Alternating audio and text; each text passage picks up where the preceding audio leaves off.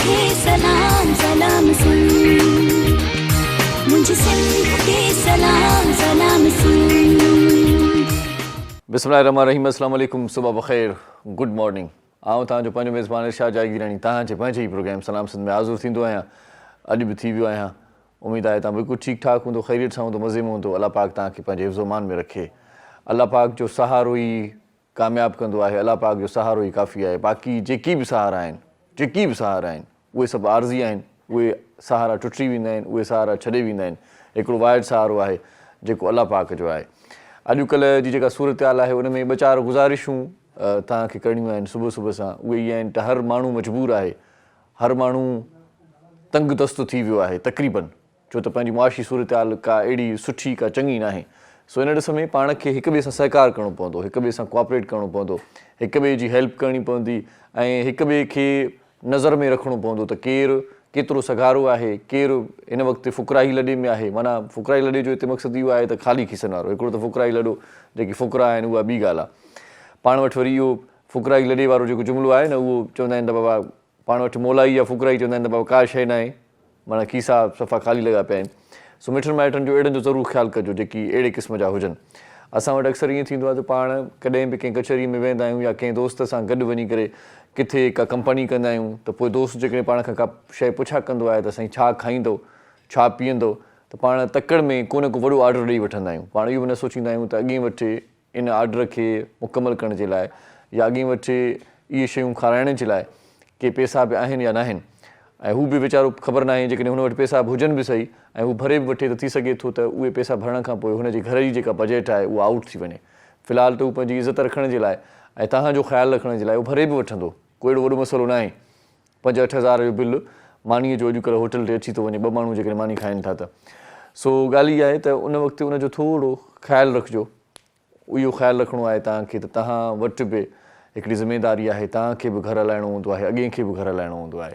थी सघे थो त उनजी का अहिड़ी मजबूरी हुजे जो इन्हनि पैसनि सां उहा शायदि सेट थी वञे हा, पर जेकॾहिं तव्हांजी ख़िदमत में उहे पैसा उन ख़र्चु करे छॾिया आहिनि त हू मजबूर उन मजबूरीअ खे पंहिंजे खे ख़तमु न करे सघंदो, रहंदो मजबूर थींदो वेंदो, माना कर्ज़दार थींदो वेंदो। थी सघे थो किथे रेंट ॾियणो हुजे, थी सघे थो को कमु अहिड़ो करिणो हुजे जिते उहे 2-4 रुपया उनखे ॾियणा हुजनि, पर तव्हांजी ख़िदमत में उन लॻाए छॾिया। सो इहो ज़रूरु ख़्यालु कंदा कयो। असां वटि खोड़ सारा अहिड़ा माण्हू आहिनि जेकी कचहरी कंदे कंदे वेठे वेठे पोइ फरमाइशूं कंदा आहिनि, साईं हीअ बि खाइणो आहे, हीअ बि पीअणो आहे।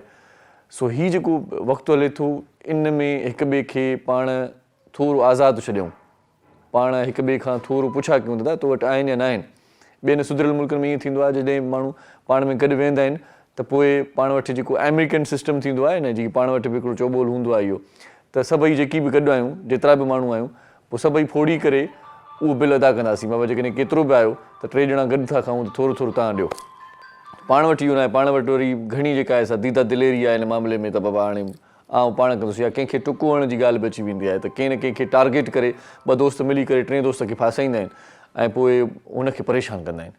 सो इन ॾिस में सिर्फ़ु एतिरो चवणु चाहींदुसि सुबुह सुबुह सां त महिरबानी करे इहे जेकी हाणे जेकी इहे मशग़िला आहिनि या इहे जेके हुजतूं आहिनि उहे थोरियूं घटि करे छॾियो, महिरबानी कयो।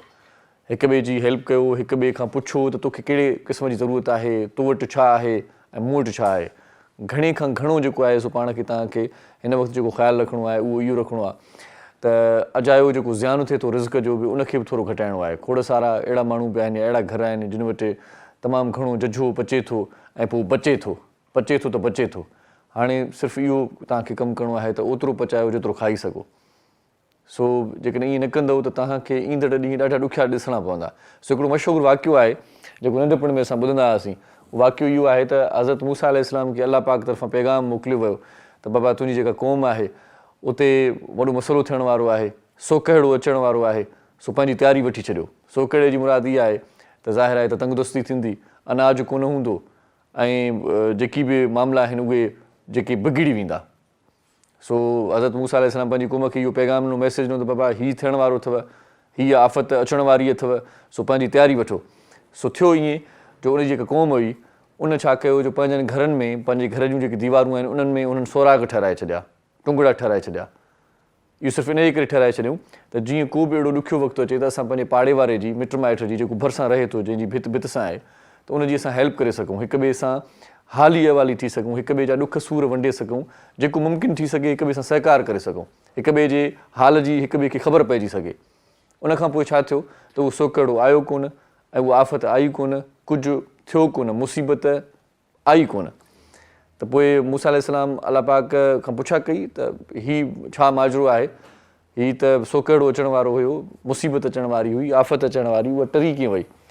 त अल्लाह पाक फरमाए थो त तव्हांजी जेका क़ौम आहे उन क़ौम हिक ॿिए ते रहम फरमायो, इन जे करे मूंखे बि रहम अची वियो ऐं मां मुसीबत न आंदी, मूं आफ़त न आंदी, टारे छॾी। मतिलबु हिक ॿिए ते रहम कयूं, हिक ॿिए जो ख़्यालु कयूं, हिक ॿिए सां गॾु रहण जे लाइ, हिक ॿिए जी सार संभाल लहण जे लाइ हुन प्लैनिंग कई। प्लैनिंग जो कयूं त पोइ अल्लाह पाक खे इहा ॻाल्हि ॾाढी वणी, अल्लाह पाक ख़ुशि थियो त टरी वई मुसीबत। सो ईअं ई तव्हां बि हिक ॿिए जा भरजला थियो, तव्हां बि हिक ॿिए जी केयर कयो, तव्हां बि हिक ॿिए खे हौसलो ॾियो, तव्हां बि हिक ॿिए खे हिमत ॾियो। ऐं ईअं करण सां खोड़ सारा कम पंहिंजा निबिरी वेंदा। जेकॾहिं को चाचो आहे, को मामू आहे, सरंदी वारो आहे त पंहिंजनि भाइटनि भाणेजनि जेका मुस्बत जेकॾहिं हेल्प आहे का पढ़ाई में उहा करे वठे। ऐं जेकॾहिं तव्हांजो को मिटु माइटु ग़रीब आहे, को भाउ ग़रीब आहे, खोड़ सारा अहिड़ा माण्हू बि आहिनि जेकी मूं ॾिठा आहिनि जेकी पाण ग़रीब हूंदा आहिनि पर ॿुधाईंदा आहिनि त मुंहिंजो भाउ हिते आहे, ब्रिगेडियर आहे, हिते आहे, डॉक्टर आहे, हिते आहे, वकील आहे, हिते आहे, हीउ वॾो उहिदो आहे हुनखे, पाण मुफ़लिसी ज़िंदगी गुज़ारींदा आहिनि।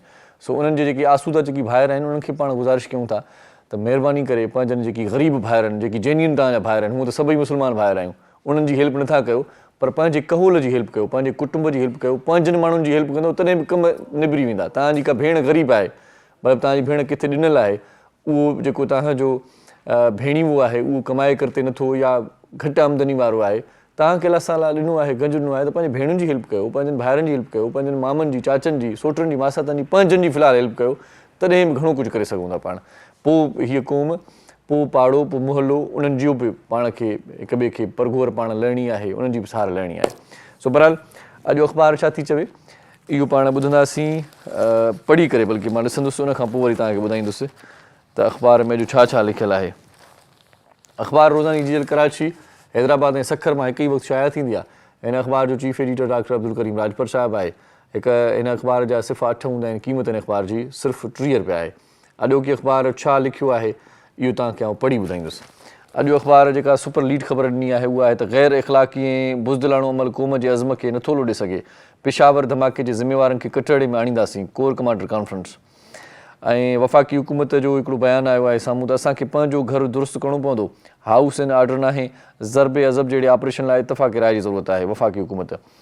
ऐं मईशत खे इमरान ऐं डार ॿिन्ही नुक़सानु पहुचायो, हिन वक़्तु घणनि माण्हुनि डॉलर स्टॉक करे रखियो आहे, मुफ्ता इस्माइल जो चवणु आहे। ऐं पेशावर धमाके जी मज़म्मत करियूं था, गॾिजी दहशतगर्दी खे शिकस्त ॾियणी पवंदी, मुराद अली शाह। सिंधु दरिया पाकिस्तान जे शहर ऐं लाइफ लाइन आहे, शेरी रहमान। ऐं रेलवे जा भाड़ा 7 खां 8 सैकड़ो वधाइण ते गौर करे रहिया आहियूं, ख़्वाजा साद रफ़ीक़ चए थो। इन खां सवाइ हुकूमत IMF जे जाइज़े लाइ आयल मिशन खे शर्त मञण जो यकीन ॾियारे छॾियो। इन खां सवाइ ॿियूं खोड़ सारियूं ख़बरूं आहिनि तव्हांजे तर जूं, तव्हांजे शहर जूं, पर इन खां पहिरियां आउं शोबिज़ जे पेज ते निगाह विझां थो त अॼु साईं ज़फ़र जिसकानी साहिबु जेको हिन प्रोग्राम जो डायरेक्टर आहे उनजो फ़ोटो अख़बार छपियो आहे। वॾी ॻाल्हि आहे साईं, वाह वाह। सो अख़बार जो फ़ोटो बि साईं हीउ जेको आहे न ज़फ़र जिसकानी जो फ़ोटो आहे। हाणे मां त कोशिशि कयां थो त नाज़रीन खे ॾेखारियां, हाणे जेकॾहिं कैमरामैन को ॾेखारे, जिते मुंहिंजी आङुर आहे हीअ ज़फ़र जिसकानी जो फ़ोटो आहे साईं। हीउ जेको मां वटि जेको ॾिसो था न इहो हिन प्रोग्राम जो डायरेक्टर बि आहे। ॾाढो टैलेंटेड आहे माशाल्लाह, अदाकारी ॾाढी भली हूंदी आहे। ज़हर ज़िंदगी जेको ड्रामो हले पियो उन में उनजो किरदारु आहे। ज़हर ज़िंदगी कामयाबीअ जा रिकॉर्ड टोड़े छॾिया आहिनि, इहे चोॿोल आहिनि। सो ज़हर ज़िंदगी ड्रामो हले पियो, ज़फ़र जिसकानी उन में एक्ट करे पियो। ज़फ़र जिसकानी पंहिंजी ज़िंदगी बि PCR मां आवाज़ु अचे थो त ज़हर आहे ज़िंदगी हुनजी बि। सो ॾिसूं त हिन जी ज़िंदगी कॾहिं सफल थिए थी ऐं ज़िंदगीअ जा खोड़ सारा ख़ूबसूरत लम्हा घारण खां पोइ बि तकलीफ़ में आहे त पोइ छा थो करे सघे। सो लिखियलु आहे त सिंध TV जे सोप सीरियल ज़हर ज़िंदगी जी मक़बूलियत वधी वई, 169 क़िस्त जी अक्सबंदी। ऐं निसार शाह आज़म मेंगल, रमशा शहज़ादी, सना रज़ा, ज़फ़र जिसकानी, सोनू मिर्ज़ा, सत्तार लाड़, आयशा महक जी अदाकारी जी सारा। सोप सीरियल ज़हर ज़िंदगी कास्ट में शमा मंगी, मेराज निज़ामाणी, जावेद अबड़ो, मुरकम ईरानी, यासीर मोज़दार ऐं ॿिया शामिल। घोटकीअ में ड्रामे जी शूटिंग जारी, सोप सीरियल जल्द डबल सेंचुरी कंदो, ड्रामे जी हिदायतकारी फरज़ंद अली निभाए वरिता। जी मीरपुर माथेलो, हिते घोटकी लिखियलु आहे साईं, उहो जेको अखियुनि ॾिठो जेको शायदि आहे असां सां गॾु आहे ज़फ़र जसगाणी, उन जा जेके आहिनि सीन उहे साईं तव्हां मीप माथेल में कया हुजा मतिलबु ॿिया घुटकी में था हुजनि, ईअं बि थी सघे थो। इन खां सवाइ इरफ़ी जावेद नए फ़ोन लाइ सहाफ़िन खां 1,000 घुरी वरितो। मॉडल इरफ़ी जावेद सहाफ़िन साम्हूं असिस्टेंट ॾेखारण लाइ फ़ोन ज़मीन ते उछलाए छॾियो। ऐं पठान जो 5 ॾींहंनि में 500 करोड़ रिकॉर्ड बिज़नेस, शाहरुख़ ख़ान थोरा मञे वरिता। फिल्म जी कामयाबी ते शाहरुख़ ख़ान, जॉन इब्राहिम ऐं दीपिका पिटोकोन प्रेस कॉन्फ्रेंस कई। कुझु शयूं थी सघियूं थियूं जेकी उन ख़ुशगवार नुमाइश जी राह में अचनि हा। इन खां सवाइ माइकल जैक्सन जी फिल्म ठाहिण जो ऐलान, भाइटियो किरदारु निभाईंदो। अनोशी अशरफ भारतीय मीडिया जे ध्यान जो मर्कज़ बणिजी वई ऐं डिम्पल गर्ल प्रीति ज़ंटा ज़िंदगी जूं 48 बहारूं ॾिसी वरितियूं, माशाअल्लाह। इन खां सवाइ क्रिकेट जूं ख़बरूं बि की प्रोग्राम जी भले अख़बार जी ज़ीनत आहिनि जेकी मां प्रोग्राम जी ज़ीनत करे छॾियूं पढ़ी करे। शोबिज़ जूं ख़बरूं, क्रिकेट जूं ख़बरूं तव्हां पाण पढ़ो साईं। सो अख़बार तव्हां वेझे स्टॉल तां पढ़ी सघो था, हाकर खे बि चई सघो था त अख़बार तव्हांजे दरवाज़े ते पहुचाए छॾे। अच्छा, अख़बार में हिकिड़ी ज़बरदस्त ॻाल्हि अञा रहिजी वई आहे, उहा तव्हांखे पढ़ी ॿुधायां। उहा इहा आहे त मज़दूर जी घटि में घटि पघार माहवार 35,000 रुपया मुक़ररु कई वञे। आसिफ़ ज़रदारी साहिबु इहो चयो त साईं अमल केरु कराईंदो, अमल कीअं थींदो, इहो हिकिड़ो सुवालु आहे। छो त पाण वटि इहो चयो वेंदो आहे, जीअं अटे जे लाइ चयो वियो त 65 रुपए किलो आहे, पर किथे बि अमल न थी सघियो। पेट्रोल वधंदो आहे त फौरी तौर ते अमल थी वेंदो आहे, जेका शइ घटिजंदी आहे त उन ते अमल छो न थींदो आहे। हाणे पघार वधाइण जे लाइ ज़रदारी साहिबु चयो आहे त मुलाज़िम जेको बि आहे, किथे बि आहे, मज़दूर घटि में घटि उनजी पघार 35,000 हुजणु घुरिजे। हाणे हिन ते अमल केरु कराईंदो, इहो सुवालु तव्हां असांजे ज़हननि में तेसीं ताईं गूंजंदो रहंदो जेसीं ताईं हिन ते अमल नथो थिए। हिते हिकिड़ो शॉर्ट कमर्शियल पाण ब्रेक वठूं था, मोटी अचूं था। मौज़िज़ महिमान असां सां गॾु हूंदा, कचहरी कंदासीं ख़ूब, ॾिसंदा रहिजो पंहिंजो प्रोग्राम महबूब सलाम सिंध। मुझे सिंध के सलाम सलाम सिंध, मुझे सिंध के सलाम सलाम सिंध। सलाम सिंध में हिकु बार वरी तव्हांखे भली कार चऊं था। मौज़िज़ महिमान कुझु पहुची चुका आहिनि, कुझु पहुचण वारा आहिनि।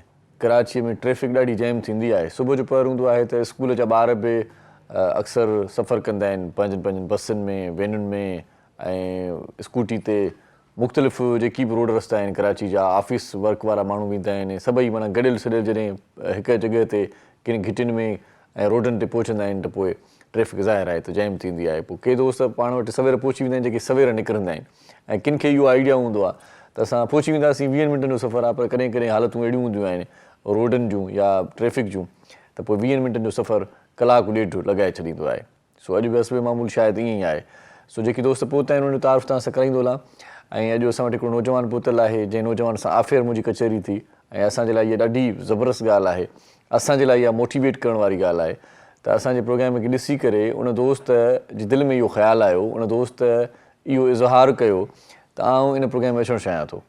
हिन प्रोग्राम जो सेट उनखे तमामु घणो मुतासिर करे थो, ऐं हुन यूट्यूब ते जॾहिं असांजो प्रोग्राम ॾिठो त हुनजी दिली ख़्वाहिश हुई त आउं बि हिन प्रोग्राम जो हिसो थियां। पाण मोटिवेशनल स्पीकर आहिनि, नंढी उमिरि में मोटिवेट कनि था माण्हुनि खे, जेकॾहिं का दिलदारी ॾियनि था, माण्हुनि खे को हौसलो ॾियनि था, का हिमत वारी ॻाल्हि कनि था, त इहा हिकिड़ी वॾी ॻाल्हि आहे। ऐं असां गॾु उहे ट्रेनर बि आहिनि। पाण माना जेका उनजी उमिरि आहे, पाण ट्रेनिंग वठण वारी आहे, पर पाण ट्रेनर आहिनि। इहा ॻाल्हि बि उनजे लाइ तमामु घणी ज़बरदस्त आहे। असांजे लाइ इन सेंस में ज़बरदस्त आहे त नंढी उमिरि में एॾो ज़बरदस्त कमु कनि पिया। सो असीं भली कार चऊं था। परवेज़ असां सां गॾु आहे, हुसैन ज़ुएब साहिब। अस्सलाम वालेकुम जी। वालेकुम सलाम सर। कैसे हैं? ठीक हैं आप? अल्लाह का करम, आप कैसे? बहुत शुक्रिया, आप हमारे प्रोग्राम में तशरीफ़ लाए, थैंक यू सो मच। इन खां सवाइ असां सां अॼु ॾाढो सुठो सिंगर बि मौजूदु आहे, अली गुल सांगी साहिबु। असांजे प्रोग्राम में ईंदो रहंदो आहे, यकदारे ऐं चपड़ीअ जो फ़नकार आहे ऐं वाह जो फ़नकार आहे। कॾहिं कॾहिं असांजे प्रोग्राम में ईंदो आहे त कलाम चङा फ़ुकरा ई ॿुधाईंदो आहे, त पोइ असांखे मज़ो ईंदो आहे। अली गुल सांगी साहिब खे बि असीं भली कार चऊं। सांगी साहिबु कीअं आहियो? ठीकु आहियो? दुआऊं सभु ख़ैर भला। अमुन लॻो पियो आहे न, करार में आहियो न? बिल्कुलु सही। वाह वाह, सदाईं ईअं ई हुजो। ऐं अॼु उस्ताद बादल राई साहिबु मोकल ते आहे। सो मोकल कॾहिं कॾहिं वठणु घुरिजे, मोकल ॾियणु बि घुरिजे। माण्हू पंहिंजो जेको आहे सो माइंड थोरो सेट करण जे लाइ, या किथे जेकॾहिं अपसेट थिए थो त माण्हू किथे वाइखो थिए, घुमे फिरे, त पोइ वरी नओं ताज़ो थी मोटंदो। सो बादल राई साहिबु अॼु माना मोकल ते आहे, घुमण फिरण जे कॾा या को हुन सां जेन्युइन मसइलो आहे, पर अॼु मोकल ते आहे। सो उन जूं ज़िमेदारियूं वरी निभायूं आहिनि असांजे दोस्त मोहम्मद अली साहिबु, जेको ढोलक वॼाईंदो आहे। उस्ताद बादल राई जे भर में वेहंदो आहे, उनखे वॼाईंदे ॾिसी ॾिसी शायदि सिखी वियो आहे। चए थो त मां वॼाई वेंदुमि, मसइलो ई न आहे। सो मोहम्मद अली साहिब खे भली कार चऊं था। मोहम्मद अली साहिबु वरी पंहिंजो उस्ताद विहारियो आहे अॼु, ईअं न साईं? साईं वरी जेको आहे त पाण साईं छा हाल ख़ुशि आहियो त बि ठीकु आहे। इसमें गिरामी साईं तव्हांजो मूंखे कॾहिं कॾहिं कुर्बान अली साहिबु साईं वेठो आहे। कुर्बान अली साहिबु अॼु बाक़ाइदा ज़बरदस्त थो लॻे, ॾाढी बड़ी माना सुवारी रखी अथई ऐं जो माना रंग रोगन में आहे मूंखे चश्मे बदूर अथई नज़र बद खां बचो सो हाणे उस्ताद शागिर्द गॾु ॾिसूं त छा थो थिए सो बहरहाल कचहरीअ जो आगाज़ कयूं था हुसैन ज़ैब साहब सां गॾु आहिनि हुसैन साहब सबसे पहले मुझे जो ऑफ एयर आपने बात बताई जी। वो बात बताएं क्योंकि ये हमारे लिए बहुत अच्छी बात है आपने यूट्यूब पे हमारा प्रोग्राम देखा जी। तो दिल में क्या ख्याल आया जी बिल्कुल इससे पहले भी जैसे मैंने आपको बताया कि मॉर्निंग शोज़ में जो है वो इंटरव्यूज़ हो चुके हैं but I saw on YouTube आपका चैनल मैंने जब देखा और जब मैंने मुझे ऐसा लगा कि मुझे इस शो पे जाना चाहिए। अच्छा मुझे सबसे अच्छी बात ये लगी कि जो आपका कल्चर है वो आपके सेट पे नज़र आ रहा था। सही। जैसे कि ये ड्राइंग्स बनी हुई है, ये पिक्चर्स लगी हुई है और टोपियाँ पहन के भाई आते हैं, तो ये एक कल्चर जो है वो आपने कायम रखा है सेट पे। तो ये एक स्पेशलिटी होती है। अच्छी बात आपको बताऊं कि लोग टोपियां पहनाते हैं हम खुद पहन के बैठते हैं बिल्कुल बिल्कुल ये अच्छी बात है हमारी दूसरे को पहनाने से चाहे खुद ही टोपी पहन के बिल्कुल बंदा बैठ जाए बिल्कुल। तो इसी से ये तस्वुर आया कि क्यों ना सलाम सिंध में भी एक बार अपनी छाप छोड़ने चले जाए। वाह वाह वाह। तो बिल्कुल आपके पास आ गए माशाल्लाह से। और जफ़र भाई का काफ़ी शुक्रिया अदा करता हूँ, अंजुम भाई का शुक्रिया अदा करता हूँ जिनसे मैंने कांटेक्ट किया और उन्होंने ये काबिल अंजुम के साथ अगर भाई नहीं लगाते आप तो लोग समझते हैं कि अंजुम कोई लड़की है तो शुक्रिया और अच्छा महसूस होता। बिल्कुल। अच्छा मुझे ये बताएं कि मोटिवेशनल स्पीकर भी हैं मोटिवेशनल स्पीकर आजकल वैसे ही ज़्यादा बढ़ गए हैं मेरे ख्याल से। जी। तो ये क्या मोटिवेशनल स्पीकर जो हैं वो मोटिवेट तो करते हैं जी खुद भी होते हैं मतलब बिल्कुल खुद भी आप हारे हुए हैं जिंदगी से तजुर्बात से बिल्कुल क्या चक्कर होता है किस तरह से आते हैं? देखिए अगर मैं अपनी जर्नी जैसे मैंने स्टार्ट की अगर मैं अपना बताऊं तो मैं एक प्रोफेशनल क्रिकेटर था। अच्छा। और मैंने सिंध की तरफ से जो है वो लियारी को भी रिप्रेजेंट किया और कराची को भी रिप्रेजेंट किया। बट ये है कि बड़े अफसोस के साथ और दुख के साथ ये कहना पड़ता है कि हमारे मुल्क में जो टैलेंट है मैं समझता हूँ कि ऐसा टैलेंट जो है अगर हम पूरी दुनिया में भी घूमें तो मैं ये डेफिनेटली कह सकता हूँ कि हम हर किसी का कॉम्पिटिटर बन सकते हैं। वाह वाह। हम हर जगह अपनी एक अलग छाप छोड़ सकते हैं लेकिन ये है कि हमारे मुल्क में इस टैलेंट को प्लेटफॉर्म नहीं दिया जाता, सही हौसला अफजाई नहीं की जाती, मोटिवेट नहीं किया जाता, उनको एक्सप्लोर करने का बेसिक जो मौका है ना वो नहीं दिया जाता कि वो अपने टैलेंट को जो है वो स्टेज पर आके एक्सप्लोर करें। सही। तो मेरे साथ भी कुछ ऐसा हुआ और मैं उस वक्त में एक डार्क फेस में था। अच्छा। तो वहीं से ये सोच आई कि क्यों डार्क ना फेस में थे और डार्क रूम में थे? नो अच्छा। ऐसा हुआ था कि एक वक्त ऐसा था कि ये सोचना पड़ा कि क्या आप क्रिकेट आगे कंटिन्यू करनी है अच्छा। या फिर छोड़ दी जाए। अच्छा। तो ये फैसला किया कि अब जो है वो क्रिकेट को कंटिन्यू नहीं करेंगे। अच्छा। और और आगे की तरफ कुछ बढ़ेंगे और कुछ करेंगे। लेकिन सोच यही थी कि पाकिस्तान के लिए कुछ करना है। अच्छा। कराची के लिए कुछ करना है और ख़ास तौर पे लियारी के लिए कुछ करना है। सही। क्योंकि जब बात लियारी की आती है, जब बात लियारी की इमेज की आती है तो लोग बोलते हैं कि लियारी की जो एक इमेज है वो नेगेटिव है। सही। लेकिन अगर बहुत अरसा रही भी है ना। बिल्कुल बिल्कुल। लेकिन मैं ये कहता हूँ कि उन नेगेटिव हालात में भी कुछ ऐसा टैलेंट हमारे सामने मौजूद था। जैसे एक मिसाल ले ले कैफ़ी खलील जो माशाल्लाह से लियारी और पाकिस्तान का नाम पूरी दुनिया में रोशन कर रहे हैं, अपनी आवाज़ से जो है वो दुनिया में नाम कमा रहे हैं। और ऐसे वक्त में भी रमज़ान बलोच साहब जैसे लोगों ने जो है वो अच्छाइयाँ लिखी अपनी किताब में और बताया, उन बुरे वक्त में बताया कि लियारी क्या कर सकता है, लियारी की खासियत क्या है, लियारी किस चीज़ में स्पेशल है। जैसे फुटबॉल का कहा जाता है कि लियारी में जो है वो फुटबॉल का टैलेंट काफ़ी है। लेकिन मैं ये समझता हूँ कि लियारी के जितने भी ग्राउंड है वो वेस्ट किए जा रहे हैं। अच्छा। टैलेंट जो है वो वेस्ट किया जा रहा है। क्योंकि अगर इन बच्चों को, मेरे जैसे नौजवानों को अगर प्लेटफॉर्म मिलेगा और अगर ये आगे जाएंगे तो मैं आपको ये दावे के साथ कह सकता हूँ कि ये पाकिस्तान का नाम पूरी दुनिया में रोशन करेंगे। सही बात है। और एक दिन ये मैं ज़रूर कहना चाहूँगा कि एक दिन ऐसा आएगा कि जो यूथ है, ये यूथ अपने मुल्क का नाम ज़रूर रोशन करेगी। ये यूथ जो है वो आने वाले वक्तों में अपने मुल्क को ये बताएगी कि हम क्या कर सकते हैं। अच्छा, लियारी में मैंने देखा है कि गेम्स में बड़ी दिलचस्पी लेते हैं। बिल्कुल। बहुत ज़्यादा लेते हैं। स्पोर्ट्स बात की है अगर ये। बात करें तो आपने देखा होगा कि मोहम्मद अली खान साहब जिन्होंने जो है वो लियारी में बाकी जो जूडो कराटे बिल्कुल, बॉक्सिंग में बिल्कुल वो सब फुटबॉल सारी की आपने चीजें बात की, क्रिकेट की बात की, तो ये सारी गेम्स मेरे ख्याल से लियारी में बिल्कुल, भी बिल्कुल। पलटी वहां पर है। बिल्कुल मुझे ये लग रहा है आजकल। बिल्कुल बिल्कुल। अब फुटबॉल का ये है कि लियारी को फुटबॉल का घर कहा जाता है, क्योंकि अगर आप लियारी के एक फुटबॉलर की एक जो एनर्जी होती है ना, एक जो पैशन होता है कि यार बस मुझे जो है, अगर आप 3 साल के किसी बच्चे को भी देखोगे तो उसके पैर में जो है आपको फुटबॉल ही नजर आएगा। अच्छा। क्योंकि वो उनके नस नस में है, अच्छा, वो अच्छा। पैशन जो है उनके खून में सवार है। सही। वो चाहते हैं कि हम इस फील्ड में अपना नाम बनाए, सही। अपना नाम कमाए। सही। लेकिन होता ये है कि जब, जैसे मैंने आपको अपनी एग्जांपल दी सही। कि जब मैं इतना डीमोटिवेट हो गया, तो हमारे मुल्क में ऐसा बहुत सा टैलेंट है। अच्छा, मुझे ये बताएं, आप डीमोटिवेट हो गए तो फिर बिल्कुल, मोटिवेट कैसे कर बिल्कुल। रहे हैं?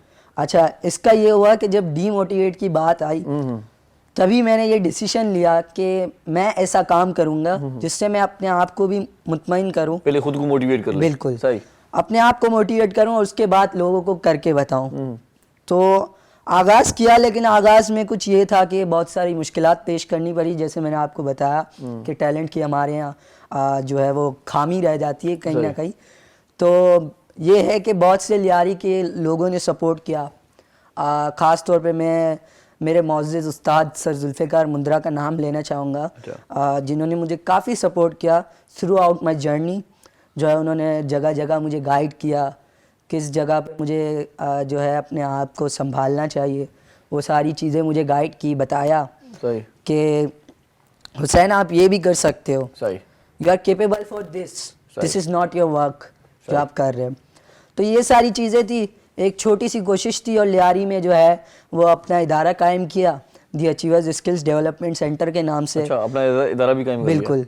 बहुत बड़ी जो ज़बरदस्त इदारा, अचीवमेंट है आपकी ये तो। Thank U. अच्छा। जो इदारा जो है वो मेरी निगरानी में होता है। अच्छा। और वहाँ का जो भी कुछ होता है वो सब मैं हैंडल करता हूँ। वहाँ का जो भी कुछ होता है, क्या क्या होता है, ये भी बता दें। मतलब ट्रेनिंग सेशंस वगैरह होते हैं, अच्छा। वीकली हमारा सेशन होता है, एवरी सैटरडे को होता है 4 to 5 ये अच्छा। टाइमिंग होती है।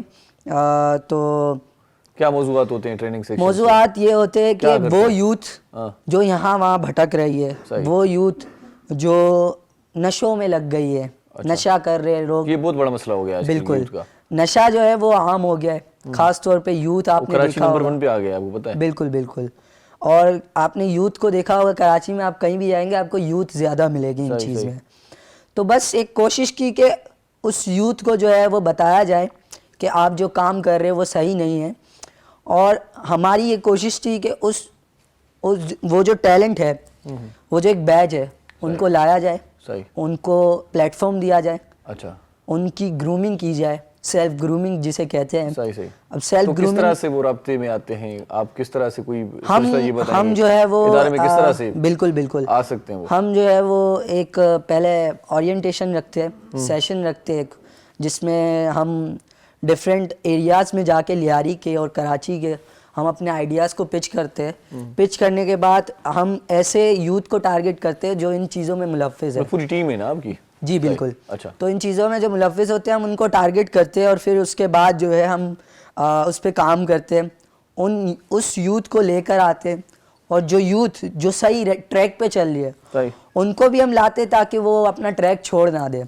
तो हम उनको अलग अलग टॉपिक पे मोटिवेट करते हैं। मोटिवेशन की जब बात आती है, हौसला अफजाई एक बहुत बड़ी चीज़ होती है, क्योंकि एक बंदे को अगर आप हौसला अफजाई देते हैं तो मेरे ख्याल से वो अंदर ही अंदर अपने आप में बड़ा महसूस करता है कि नहीं यार, कोई मुझे गाइड करने वाला मौजूद है, कोई मुझे मोटिवेट करने वाला मौजूद है।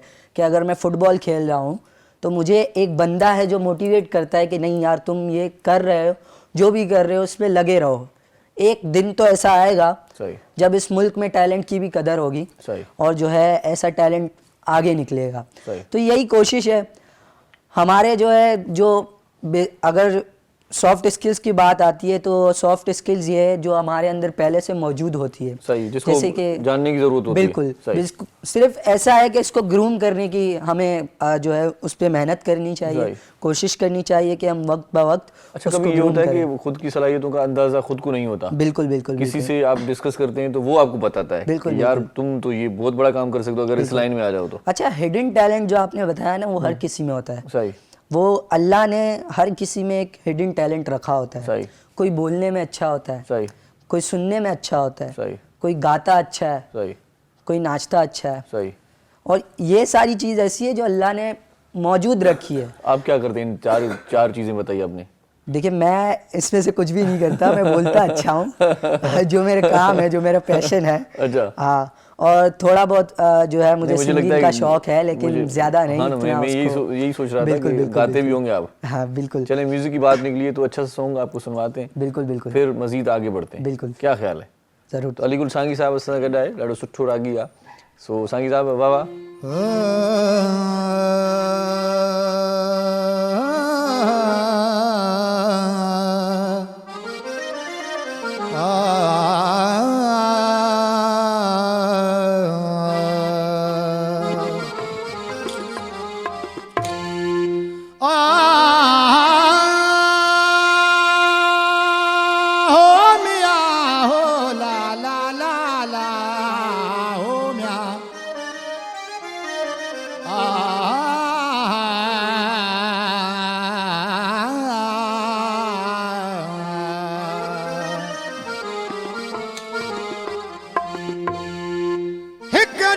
मुर्शिद साकू चा सिट्रेश्क दी पाड़ी एक दी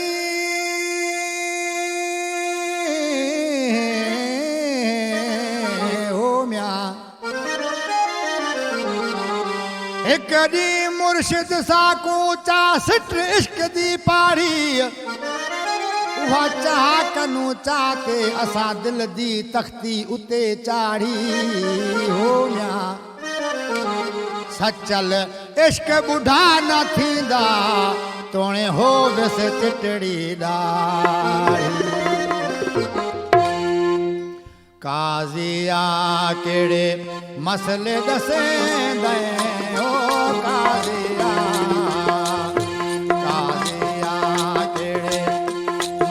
दसे दे इश्क शराजा लगे लगे ओ काज़िया इश्क शराजा लगे लगे ओ काज़िया काज़िया केड़े मसले दसे दे इश्क शराजा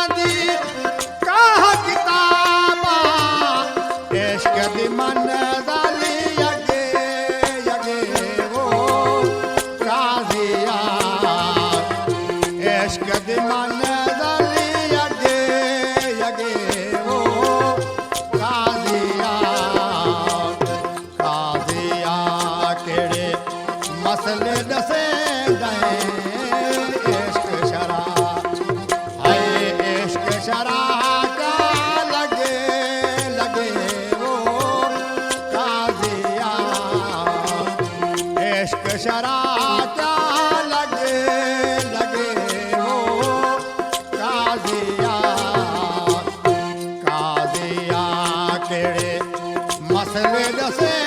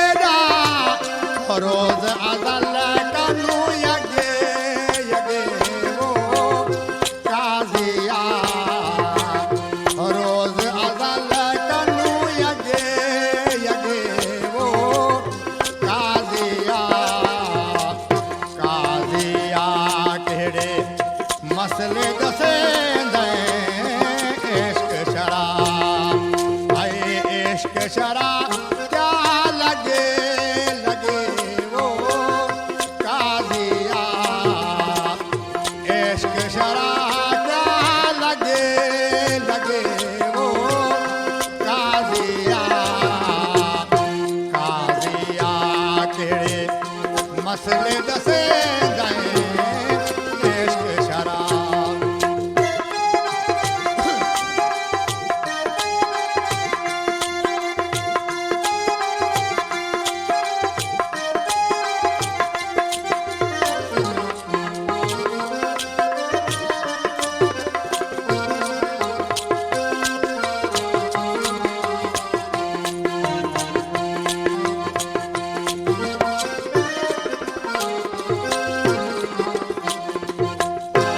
रोज अज़ल तू यार से चले को रोज अज़ल तू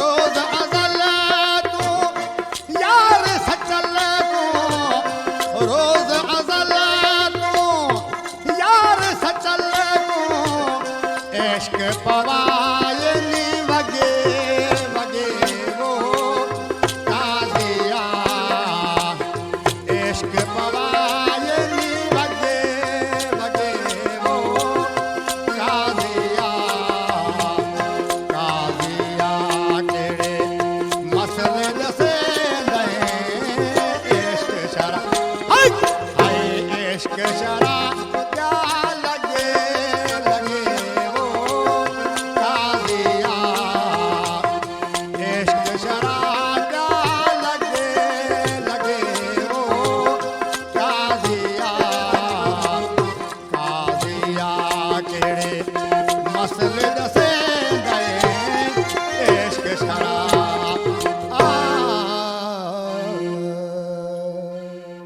वाह साईं वाह कलाम ॾाढो सुहिणो ॿुधायव उस्ताद मोहम्मद अली बि निभायो अथई पर हिकिड़ी ॻाल्हि उस्ताद मोहम्मद अली मां नोट कई उस्ताद मोहम्मद अली हारमोनियम वॼाईंदो आहे बाजो वॼाईंदो आहे सो कीबोर्ड ते बि हिकिड़ो ई हथु हलायईं पिए जेको न त उस्ताद वाद ॿई हथ हलाईंदो आहे सो हाणे हिकिड़ो हथु हिन ईअं रिज़र्व रखियो ईअं पोइ हिते हिकिड़े हथ सां कमु कयो अथई पर चङो कयईं यार सो हिते वठूं था हिकिड़ो शॉर्ट कमर्शियल ब्रेक गॾु रहिजो ॾिसंदा रहिजो सलाम सित मुझे सिंध के सलाम सलाम सुन मुझे सिंध के सलाम सलाम सुन सलाम सिंध में हिकु बार वरी तव्हांखे भलीकार चऊं था कचहरी कम वारी आहे गुफ़्तगू कम वारी आहे तव्हां बि असां सां गॾु थियणु चाहियो था त पोइ तव्हां टेलीफोन करे असांजे प्रोग्राम में शामिलु थियो असांखे बेहदि ख़ुशी थींदी खोड़ सारा महिरबान आहिनि जेके हिन प्रोग्राम सां प्यारु कंदा आहिनि ऐं ख़ासि तौर ते कचहरी करण जा ख़्वाहिशमंद हूंदा आहिनि ॿुधण जा ख़्वाहिशमंद हूंदा आहिनि अॼु ॻाल्हाए सघो था तव्हां टेलीफोन करे सघो था सो अलीगुल साईं साहिब खां सचल साईं जो कलाम ॿुधोसीं साईं साहिब कॾहिं खां भला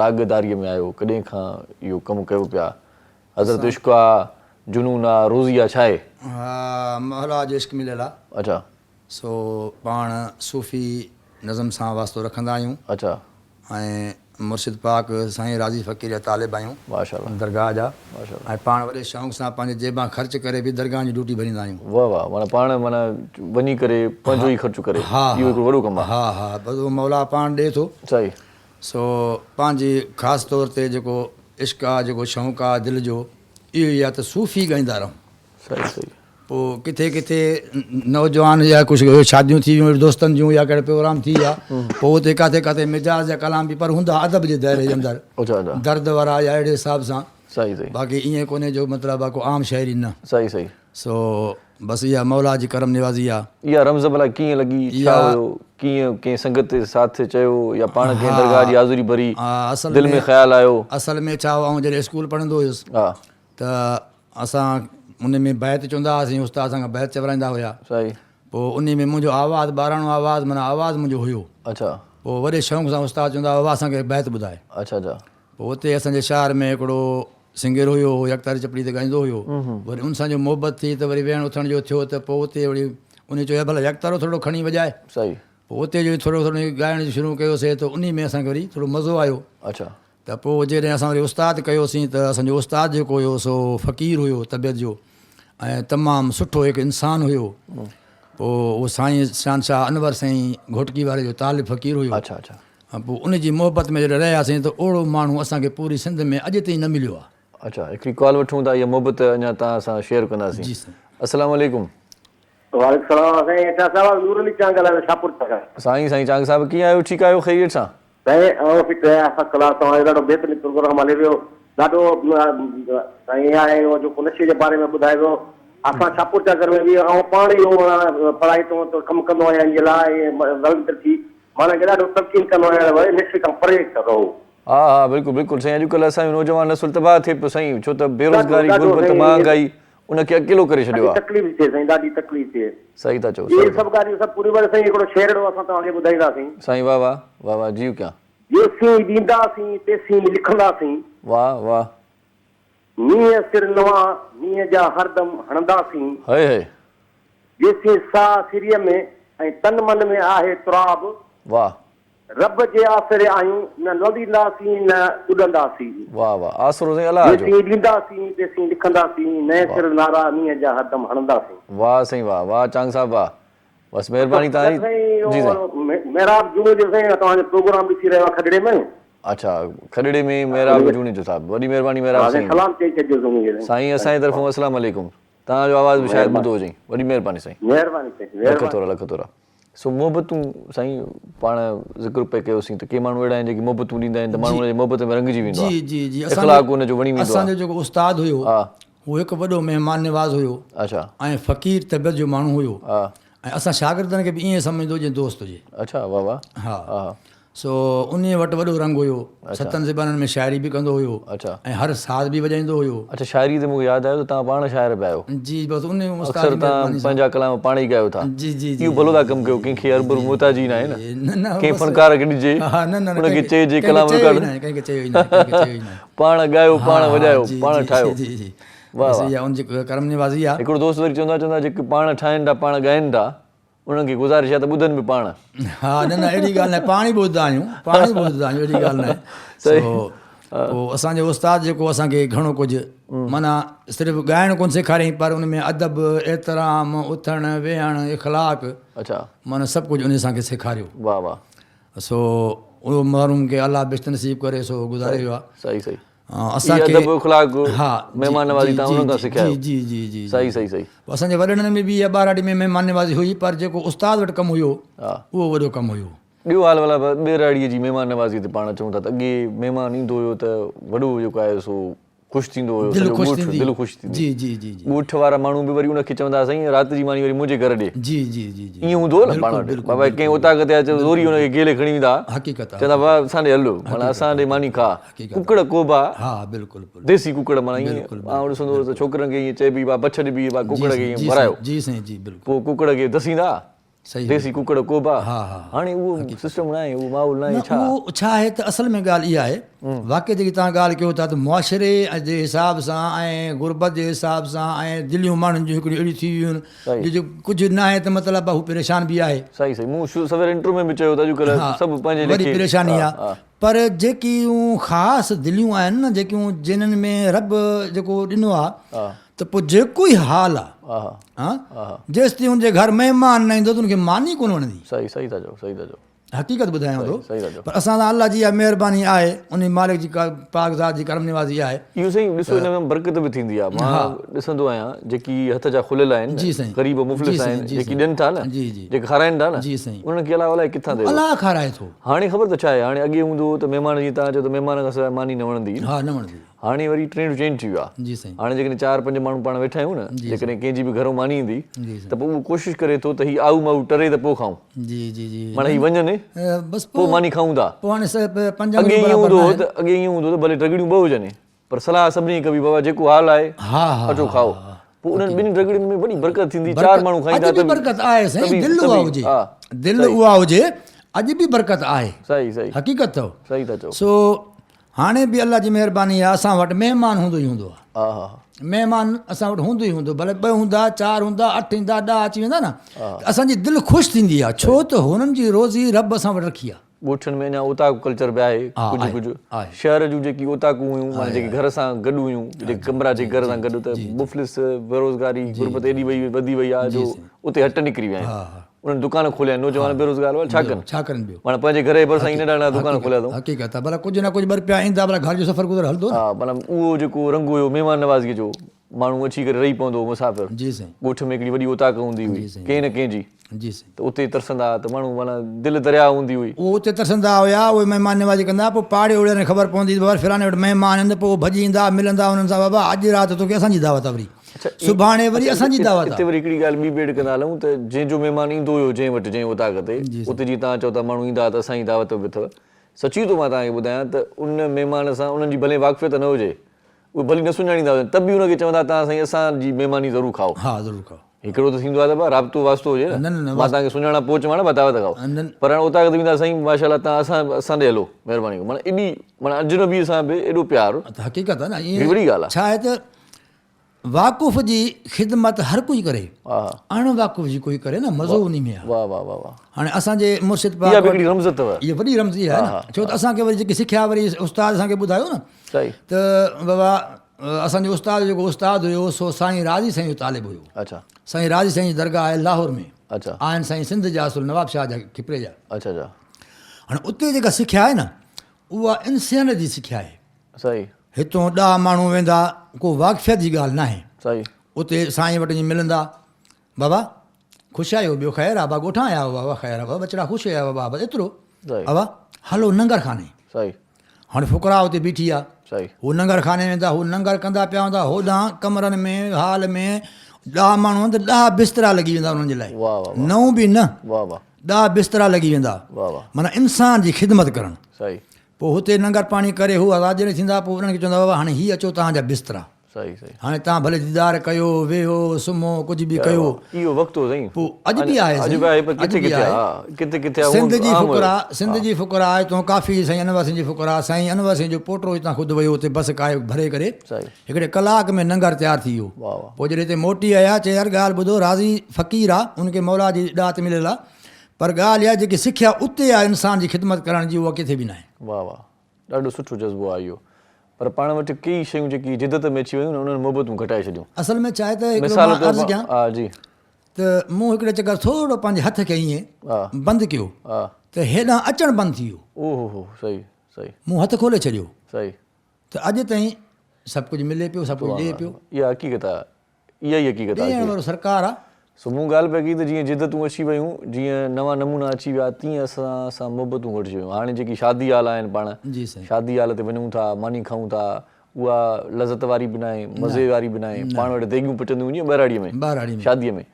हाणे शादी हाल में सभु जमा थियनि था कुझु कंहिंसां कोई ॻाल्हाए कोन थो मानी खाई लेतो पहिरियां ईअं हुयो शादी जीअं थींदी हुई त सॼे पाड़े में दर खुड़काए खटूं वठिबियूं हुयूं त बाबा शादी आहे खटूं ॾियो रिलियूं ॾियो हा महिमान ईंदा रहंदा पोइ रिलीअ ते मार्कर सां सभिनी जा नाला लिखबा आहे फलाणे घर जी रिली आहे हीअ खट फलाणे घर जी आहे सो हीअ सॼी माना वोड़ कबी हुई ऐं पोइ उताकुनि में या जेको कचारियूं रिहाणियूं मज़ा मोहबतूं बुझारतूं ॾोर बैत वरी शादी शादी दिलि खोले माण्हू ॾींदो हो साईं पंहिंजा जेके हंध बिस्तरा हुया उहे नवां नवां ॾींदा हुआ त भाई शादी आहे पाड़े में अब 4 रिलियूं खपनि अॻे ईअं बि हुयो त जेकॾहिं मानी जो टाइम थींदो त पहिरियों इहे पुछंदा पाड़े मों हेॾां होॾां बकाए बचे ॿार नंगर बंगर कयो अथव कोन पर जेकर न कयो अथव अचो कयो वाह वाह त माना हाणे उहा पुछा कोन्हे पंहिंजो पेट भरे सुम्ही थो पहिर को त इहा ख़बर कोन्हे त यार को पाड़े में बुखो आहे या को मिसकिन बुखियाल आहे मूं तव्हांखे चयो न या हाणे इहो वक़्तु आहे अलाह माफ़ करे जो जेकॾहिं कोई किथे कंहिं बिरयानीअ जे सेंटर ते शॉप ते को खाए पियो थो न जी साईं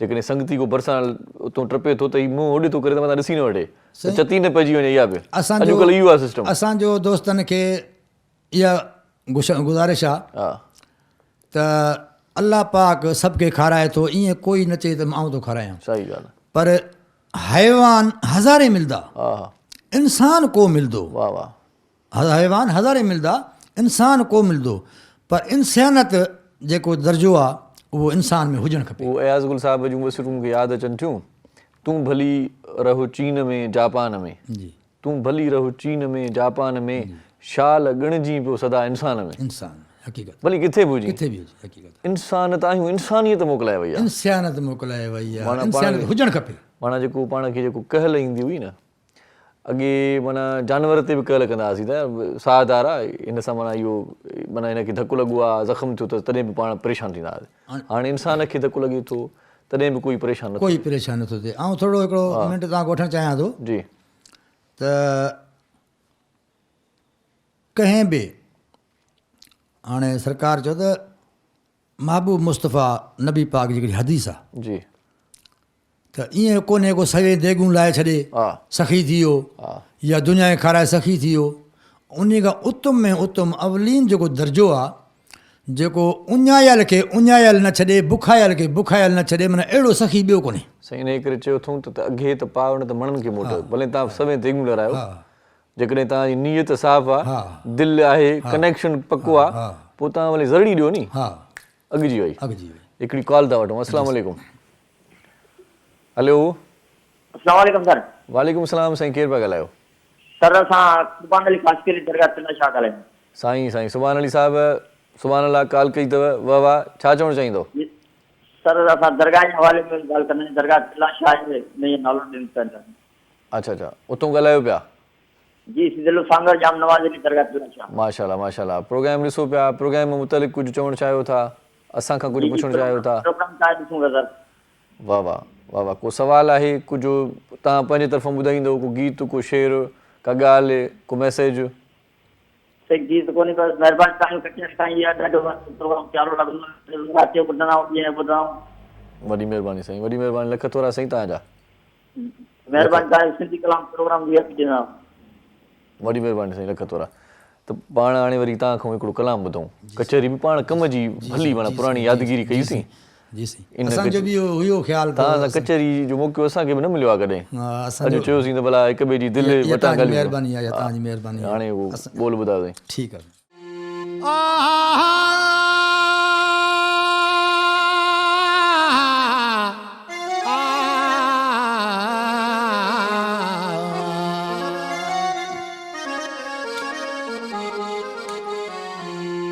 मुक़द्दर में मिलिया दर्द हजार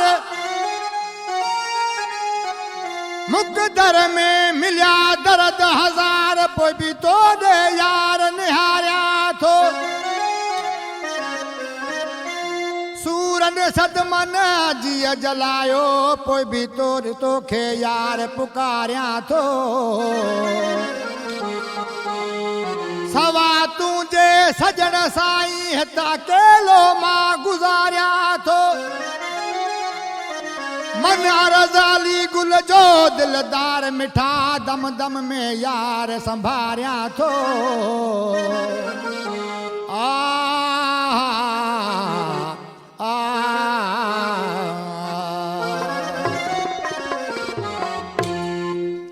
दुनिया में अकेलो हाँ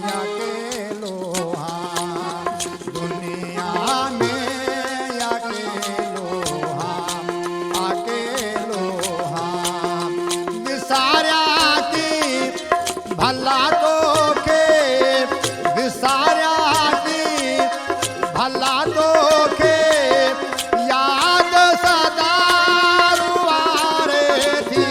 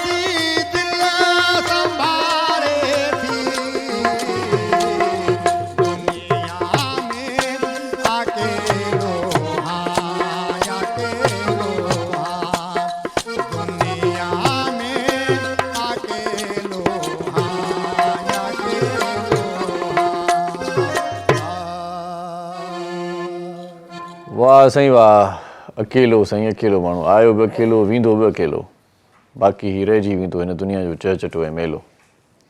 कंहिं शाइर जो कॾहिं कलाम ॿुधंदा हुआसीं नंढपण, ये ज़िंदगी के मेले दुनिया में कम न होंगे अफ़सोस हम न होंगे। सुबारूं यार पयूं ईंदियूं मगर तूं मां न हूंदासीं, कचहरियूं रोज़ पयूं थींदियूं मगर तूं मां न हूंदासीं। इन ते सोचण जी ज़रूरत आहे, ऐं जेकॾहिं इहो माण्हू सोचे त तूं मां न हूंदासीं या मां न हूंदुसि, त आउं सम्झां थो इते ई सॼो अंत आहे, इते ई ॻाल्हि पधरे पट आहे त मोहबतूं वंडियो। हिते शॉर्ट कमर्शियल ब्रेक वठूं था, गॾु रहिजो, ॾिसंदा रहिजो सलाम सिंध। मुझे सिंध के सलाम सलाम सिंध, मुझे सिंध के सलाम सलाम सिंध। सलाम सिंध में हिकु भेरो वरी तव्हांखे भली कार चऊं था।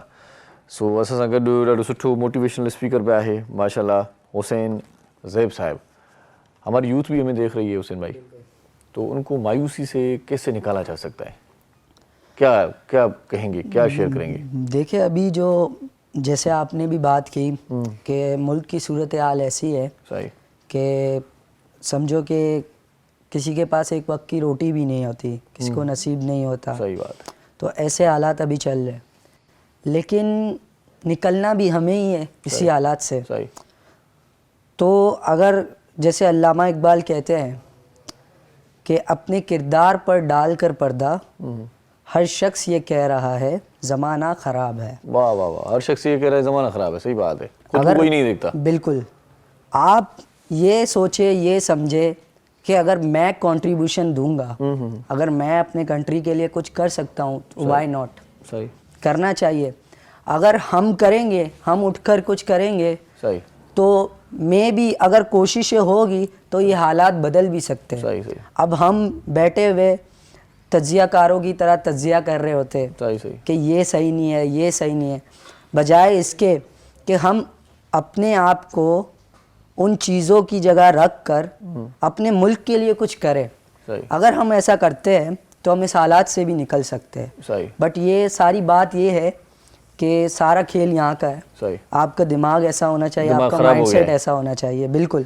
अब हम ये सुन सुन के ना, जैसे कोविड में होता था, कोविड सबके जहन पे जो है सवार हो चुका था। सही सही तो ऐसे हालात को फेस करने की जो टेक्निक है ना, वो ये है कि अपने माइंड को रिलैक्स रखें। अच्छा, अपने माइंड को जो है वो सुकून में रखें, सही। क्योंकि जब तक आप रिलैक्स फील नहीं करेंगे तो आप कुछ सोच नहीं सकेंगे। अच्छा, कि आप कहते हैं कि करना क्या है। जेब में जब तक पैसा है तो बंदा रिलैक्स ही रहता है।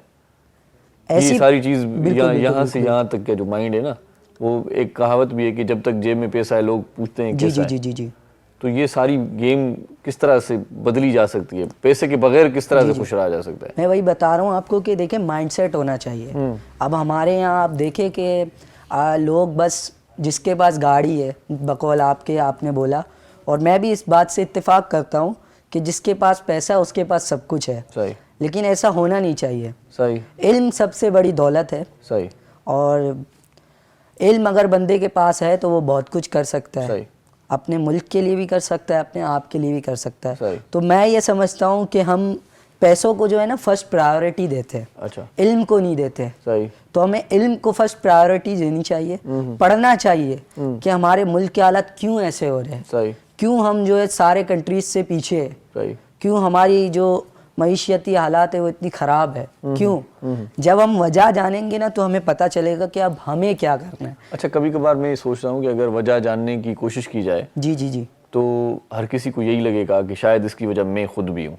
बिल्कुल क्योंकि अगर हम खुद सुधर जाएं, बिल्कुल बिल्कुल मतलब अपनी अपनी जगह पे बिल्कुल, सेट हो बिल्कुल, जाएं, बिल्कुल सही काम करें, बिल्कुल, कारकर्दगी दिखाएं मुल्क बिल्कुल, के लिए, कौम के लिए, बिल्कुल, तरक्की के लिए, अपना जो भी है, जो बिल्कुल। अपना उल्लू सीधा करके बैठे हैं भाई, वो अपना अपना काम तो करें, बिल्कुल, लेकिन मुल्क के लिए भी कुछ सोचें, बिल्कुल। दूसरों के लिए कुछ सोचें। बिल्कुल। तो मेरे ख्याल से बहुत सारे मसाइल हल हो सकते बिल्कुल, हैं। बिल्कुल। क्योंकि हमारे यहाँ हर कोई करप्ट माइंड बिल्कुल। हर किसी का हो मेरा भी चुका है, कहना तो यही करप्शन है में जो आ आप गया है। कह रहे हैं कि हमें अपने आप को उस जगह पर रख के सोचना चाहिए। मैंने जैसे आपको कहा कि हम तज्जिया करने बैठ जाते हैं, सही। हम चीज़ों को माइंड पे इतना सवार कर लेते हैं कि फिर हम जो है ना वो हमारे जहन में आता ही नहीं है कि अब नेक्स्ट क्या कर रहे हैं। सही। जब नेक्स्ट की तरफ जाते हैं ना तो फिर हमें अच्छा, नेक्स्ट की जानिब बढ़ने से पहले दो चीज़ें मुझे थोड़ा सा बता दें। आजकल के नौजवानों के लिए बहुत अच्छा मैसेज जाएगा आपकी तवज्जो से। बिल्कुल बिल्कुल एक तो हमने पहले बात की कि नशे के आदी हो चुके हैं। बिल्कुल बिल्कुल बहुत बड़ी खतरनाक जो है ना लत है ये। एडिक्शन, बिल्कुल नशा बिल्कुल बिल्कुल एक नशा और दूसरा मोहब्बत में जकड़े हुए हैं, गिरफ्तार हैं। बिल्कुल, बिल्कुल। आजकल बड़ी मोहब्बतें चल रही हैं भाई। बिल्कुल बिल्कुल इनसे कैसे मतलब बचा जा सकता है? पढ़ाई की तरफ ध्यान नहीं है, फ्यूचर की तरफ ध्यान नहीं है, वालिदैन का पैसा खर्च कर रहे हैं, यूनिवर्सिटीज में पढ़ रहे हैं, लेकिन कोई फीडबैक या कोई आउटपुट नहीं है। बिल्कुल बिल्कुल तो क्या करना चाहिए? यूथ जैसे ही मतलब आजकल मोबाइल आ गए, जैसे ही उम्र बढ़ती है मोहब्बत में गिरफ्तार हो जाते हैं, फिर खाना पीना छोड़ देते हैं, फिर सुसाइड की जानिब चले जाते हैं। भाई इसके बगैर नहीं रह सकता, मैं मार दूंगा खुद को, फ्यूचर तबाह, खुद तबाह, वालिदैन परेशान। क्या किया जा सकता है? देखिए, मैं समझता हूँ ना कि प्रॉब्लम ग्राउंड लेवल से पैदा होती है। अच्छा। सबसे पहले तो ये हमारा सबसे बड़ा दुश्मन है। होता क्या है कि जब बच्चा स्कूल से आ रहा होता है सही, तो माँ बाप बजाय उसको पूछने के कि आप आज क्या करके आए हो, सही, उसकी वालदा जो है वो रोटी कर रही होती है, सही। जहन उनका उस पर लगा हुआ होता है, बच्चा आके कुछ बताना चाह रहा होता है, वो बच्चे को ये दे देते हैं। अच्छा, ये भी हमारे यहाँ जुमला है ना कि बड़ा हो गया अब क्या कहें उसको। बिल्कुल, अब क्या कहें इसको यार, दाढ़ी आ गई है इसको, मूछें आ गई हैं, बड़ा हो गया क्या कहें। अम्मी भी कहेगी क्या क्या बदतमीजी कर ले, इससे अच्छा है कि ना कहें, अच्छा, बड़ा हो आपने गया। पॉइंट बड़ा अच्छा उठाया कि मोहब्बत की आपने बात की हाँ। कि हमारी यूथ जो है ना मोहब्बत में गिरफ्तार हो जाती है, जैसे पुलिस लेकर जा रही है। सही, अच्छा, होता ये है कि हमने मोहब्बत का आज तक मतलब ही नहीं समझा सही, कि मोहब्बत सिर्फ एक लड़की से नहीं होती। मोहब्बत आपको किसी चीज़ से भी हो सकती है, किसी बंदे से भी हो सकती है। सही। आप जैसे मेरी ये वॉच है, तो मैं अपने मुश्किल वक्त में इससे बातें शेयर करता हूँ, हालांकि ये मुझे कोई मशवरा नहीं देता। अच्छा। लेकिन इसके घड़ी के कांटे मुझे मोटिवेट कर रहे होते हैं तो वक्त जा रहा है भाई, बिल्कुल, कुछ कर तो लो। ये चीज़ें ऐसी होती है ना कि नॉन लिविंग थिंग है, जैसे चाय का कप है, कोई भी चीज़ है, वो हमें कुछ ना कुछ सिखा रही होती है, तो हमें उससे सीखना चाहिए। अब जैसे मोहब्बत की आपने बात की, तो हम मोहब्बत का मतलब नहीं समझते। पहले अगर मोहब्बत आप किसी भी चीज़ से करते, या इंसान से मैं कहूँगा, अगर मेरी आपसे मोहब्बत है, तो मोहब्बत में जो एक्स फैक्टर होता है, जो दो चीज़ें यूथ को मैं बताना चाहूँगा जो बड़ी इंपॉर्टेंट है, एक तो सामने वाले की रिस्पेक्ट और एक इक्वालिटी होनी चाहिए। अब इक्वालिटी क्यों होनी चाहिए मैं आपको बताता हूँ। इक्वालिटी इसलिए होनी चाहिए कि आपने देखा होगा कि हमारे यहाँ जेंडर इक्वालिटी नहीं है। जो काम लड़का कर सकता है वो लड़की नहीं करेगी। लड़की को फुटबॉल खेलना है, नहीं, भाई बोलेगा नहीं खेलो, वालिद साहब बोलेंगे आप बाहर नहीं जाओगे, वाई नॉट। उनको आज़ाद छोड़े, उनको देखे। हाँ, नज़र रखना माँ बाप का काम है कि वो क्या कर रहे हैं ना, कि आज़ाद छोड़ते हैं तो मोहब्बतों में लग जाते हैं ना, मसला ये है। देखिए, ऐसा तो नहीं है कि अब ये बोल दिया जाए कि यार माशरा इतना ख़राब हो गया है तो हम अपनी चीज़ें करना छोड़ दे, हम अपने शौक़ है, हमारा जो ड्रीम है वो करना छोड़ दे। सो वुमेन एम्पावरमेंट के भी जैसे जो है सेशन होते हैं हमारे, उनमें बाकायदा वुमेन्स को सिखाया जाता है, वुमेन को एम्पावर किया जाता है कि आप किस तरह जो है अपनी सक्सेस की तरफ बढ़ सकते हैं। क्योंकि देखिए, जब तक अगर हमें हमारी इकोनॉमी अच्छी करनी है, हमें मुल्क के हालात अच्छे करने हैं, तो हमें उसके लिए हमारी जो लिटरेसी है ना, एजुकेशन की, वो बढ़ानी पड़ेगी। सही सही। चलें इस पे बात करते हैं। हमारे यहाँ अलीगुल सांगी साहब भी हैं। अलीगुल सांगी साहब, हिन ॻाल्हि सां हिकिड़ी ॻाल्हि ॿी तव्हां खां पुछा कंदुसि त जेकी मोहबत में माण्हू मुब्तला थियनि था, नौजवान नस्ल जी ॻाल्हि था कयूं, त उहे पंहिंजो कैरियर तबाह था कनि। पाण वटि सिंध में ॾाढी सुठी रिवायत बि आहे। पाण वटि ईअं थींदो आहे त छोकिरो जीअं जवान थींदो आहे या छोकिरी जीअं जवान थींदी आहे त पाण उन्हनि खे परणाए छॾींदा आहियूं, भली पोइ उनखे नौकिरी हुजे न हुजे, भली पाण कमाए न कमाए, पोइ असां वटि इहो कॉन्सेप्ट आहे त ॿार पवंदो त पाण ई सिधो थी वेंदो। त मुंहिंजे ख़्याल में त इहो ॾाढो सुठो अमल आहे जो माण्हू बची थो वञे। पोइ त माना ज़ाहिर शादी कई त बसि पोइ लोह थी वियो नी, पोइ टाइम ई न आहे कंहिं मोहबतुनि जो। जेको पाण टाइम जो जेको गैप ॾियूं था न, उन गैप में इहे मामला थियनि था। इहो वक़्तु मूंसां बि गुज़रियो हिकिड़ो। हा, तव्हां सुठी तमामु ॻाल्हि कई आहे। सही। छो त असांजे हज़ूर पाक जी हिकिड़ी कौल आहे त न्याणी जवान थिए उथारे छॾियो विहारियो न। हा, इहा ॾाढी ज़बरदस्त ॻाल्हि आहे। ऐं हाणे वरी इहो ॿियो सिस्टम आहे न, माना छोकिरो बि जवान थिए त उनखे परणाइजे न। असां नौकिरी हुजे, हीअं हुजे त पोइ तेसि ताईं जेको माइंड उनजो ॿियो थो थिए। घर जो वॾो आहे मिसाल, जंहिंजे मथां फ़र्ज़ु आहे, इहे सोचूं सॼियूं उन जे मथे में हूंदियूं आहिनि, दिमाग़ में हूंदियूं आहिनि त मूंखे हीअ करिणो आहे। सही। पोइ ऐं अॻु में ई माना हुननि जो बंदोबस्तु करे छॾियो सही त बस जीअं हिन जो टाइम थिए हा त इन्हनि खे बिस्मिल्लाह करे शादी कराए छॾिजी। सही सही सही पोइ हिकु मुंहिंजो वॾो भाउ गुज़ारे वियो, हुनजी न्याणी वेठी हुई, मुंहिंजी बि न्याणी आहे भाटली, जी जी उनजो बि सॼो बारो मुंहिंजे सिर ते अची वियो, न्याणी जो सिर अची वियो। सही सही मूं पंहिंजी न्याणी खे भाटली खे माना हिकु जहिड़ो ॾाज ॾाणो ॾेई करे सही उथारे छॾियो, माना विहारियोसि कोन। सही पुटु हुयो मुंहिंजो हिकिड़ो, आहे बि हिकिड़ो, हा त उहो जे तव्हां चओ था त मुआशिरे जे हिसाब सां सही माण्हू लॻी थो वञे, हा उहो बि मुआशिरे में अची वियो, ॾाढो पैसो ख़राबु पियो करे। हा पोइ उन खे वठी पकिड़े करे मां जेको आहे त रिश्तो वठी करे सौटनि खां उन खे मूं शादी कराए छॾी। सही जंहिं मुंहिंजा लखूं रुपया तबाह कया, हा हाणे हू रुपयो कोन थो विञाए। सही सही हो छा आहे त सिधो थी वियो न, सिधो घरे थी ॿार वियो। पइजी हा, वियुसि। ॿार पइजी वियुसि। हाणे हू घुरनि था बाबा घर वारा वरी डिलीवरी केस जो बि हाणे इहो थो इन खे गुज़ारिश कंदासीं जेकॾहिं न्याणी बि कंहिंजी वेठल आहे त जेकॾहिं को रिश्तो सुठो अचे थो, छोकिरो जेकॾहिं ठीकु आहे ईमानदार आहे, त आउं सम्झां थो त करे छॾिजे रिश्तो। जी पाण वटि वरी इहो आहे त छोकिरो कमाए, उनखे नौकिरी हुजे, ही हुजे, स्टेटस हुजे, तेसीं ताईं छोकिरी उमिरि बि ॻरी थी वञे इन्हनि फ़रमाइशुनि ऐं ख़्वाहिशुनि में। इहा हिकिड़ी ग़लति सोच आहे, हा इहा हिकिड़ी ग़लति सोच आहे। जेकॾहिं हू सुठो आहे न, नियतनि ईमानदार आहे, त पाण ई अॻिते हली पंहिंजे बचनि खे पालींदो। ज़ाहिर आहे हिकिड़ो कंहिंखे नौकिरी नथी मिले त हू मज़दूरी करे पालींदो। सही हा भला मज़दूरी हुन कारोबार, असां कारोबार कयूं था नंढा वॾा, बच्चा त पखियुनि खे प्यारा हूंदा पखियुनि खे पहिरियां हूंदा आहिनि। पोइ छा आहे त जॾहिं इंसान खे घर थी थो वञे न, हा पोइ उहो ख़ुदि टेंशन परेशानी ख़तम थी वञे, अचे ईअं थी अचे थी परेशानी। करिणो हा, त आहे, कुझु करिणो आहे, हा पर जेकी ॿाहिरीं जेकी हुनजी आहे घुमणु फिरणु हेॾां होॾां दुनियादारी जे हिसाब सां, त उहा उनखां ख़तम थी वञे। सो महिरबानी करे उन्हनि खे सभिनी खे मैसेज था ॾियूं त स्टेटस जे करे न पओ। हा जेकॾहिं को बि सुठो ईअं अची थो वञे रिश्तो, पोइ छोकिरीअ या छोकिरे जो, त बिस्मिल्लाह करे छॾियो, बिस्मिल्लाह करे अॻिते हुनजो नसीबु आहे। जेको महबूबनि जी हदीस आहे, जेको असांजे फरमान आहे, सही असां उहो कमु त कयूं न। सही ॻाल्हि आहे। जे असां उहो कमु ई न कंदासीं पोइ ज़ाहिर ॻाल्हि आहे सॼा जंजल असांखे खिची पवंदा। सही सही सही जेको गैप अचे थो उन में पोइ मामला ख़राबु थियनि था। इहो असां पाण कयूं था न, सही ॻाल्हि आहे। असां जो उनखे गैप ॾियूं था तॾहिं थियनि था। सही ॻाल्हि आहे। जेकर उनखे रस्ते लाहिणो आहे त उनखे असांजो कमु आहे न, उनखे रस्ते लाइ शादी कराए, उनखे कारोबार करे ॾे, नंढो वॾो जेको थी सघे सही ॻाल्हि आहे। करे ॾे, या का मज़दूरी वठी, भला सरकारी ड्यूटी नथी मिले, सही तालीम न आहे, अच्छा मज़दूरी करे। नौजवान खे इहो बि चवंदासीं त पहिरियां कुझु थियो, पहिरियां पाण खे कुझु करे ॾेखारियो। पाण वटि अक्सर इहो जुमिलो हूंदो आहे त अॼुकल्ह पैसे जो दौरु आहे, पैसे जो दौरु आहे, हर कंहिंखे ख़बर आहे पैसे जो दौरु आहे। पैसा कमायो न, कमाइण जे लाइ स्ट्रगल कयो न। तव्हां वटि जॾहिं पैसो हूंदो त सभु तव्हांजा पाण ई तव्हांजा सलामी हूंदा। पोइ उहो मोहबत हुजे, उहो प्यार जो रिश्तो हुजे, उहो पंहिंजे घर जो रिश्तो हुजे, अमड़ हुजे। बाबा पाण वटि हिकिड़ो मिसाल बि आहे त बाबा खाटू पुटु वणंदो आहे, इहो बि हूंदो आहे न, पुटु सभु बराबरि, जेको कमाए ईंदो उहो वणंदो। हिकिड़ो मिंट मां तव्हांखे वठंदुसि। जी साईं। त जॾहिं मूं पंहिंजे मुर्शिद पाक वटि वयुसि हुते, छो त हू त हाणे वली हुया, कंहिं माना हुननि वटि जेकी हिकिड़ो अल्फाज़ आहे उहो हिकिड़ो मोती जो दाणो आहे, सही सही सिर्फ़ु हुन ते अमल हूंदो आहे।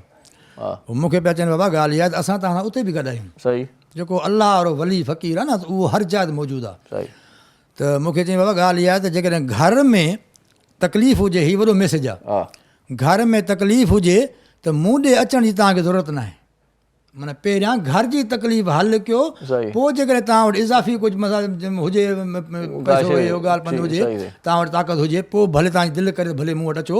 जेकॾहिं न तव्हांखे हा तव्हांखे मूं ॾे अचण जी बि इजाज़त न आहे, इहा ज़बरदस्त ॻाल्हि आहे। ख़बर पहिरियां घर जो मसइलो हल कयो। छा इहो इन सां इहो मैसेज वञे थो, जेकी माण्हू इहे पंहिंजा ज़ेवर, पंहिंजो माल मिल्कियत, मां त ॾिसंदो आहियां त ॿकरो साईं मुर्शिद खे ॾेई आया, कॾहिं ज़िंदगीअ में उन ॿचड़नि ॿकरो न खाधो, पाण बि कॾहिं ॿकरे जो ॿोड़ो न चाढ़ियऊं। बाबा ठीकु आहे, बाबा साईं खे ॾेई आया। इहा साईं ॾाढी ज़बरदस्त ॻाल्हि, घर में तकलीफ़ आहे, पहिरियां उहे मसइला हल कयो न। हा पहिरियां हेॾे छो बाबा, हेॾे अचो ई न। बाबा असां इहा कॾहिं ॿकरे जो गोश्त न खाधो साईं, मुर्शिद चयो आहे ॿकरो खाए साईं, ओॾे मुर्शिद ॾे, पहिरियां पाण खाओ। सो हिकिड़ो कलाम ॿुधायो त वरी चवनि था त टाइम कलाम जो बि न अथव। जी साईं, जी वाह वाह।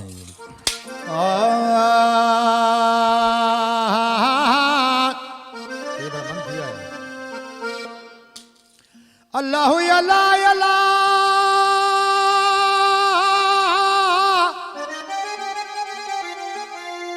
हो अल्लाह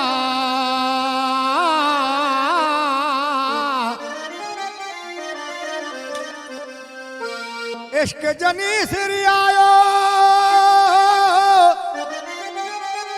हो अल्लाह से तनी है गया नागा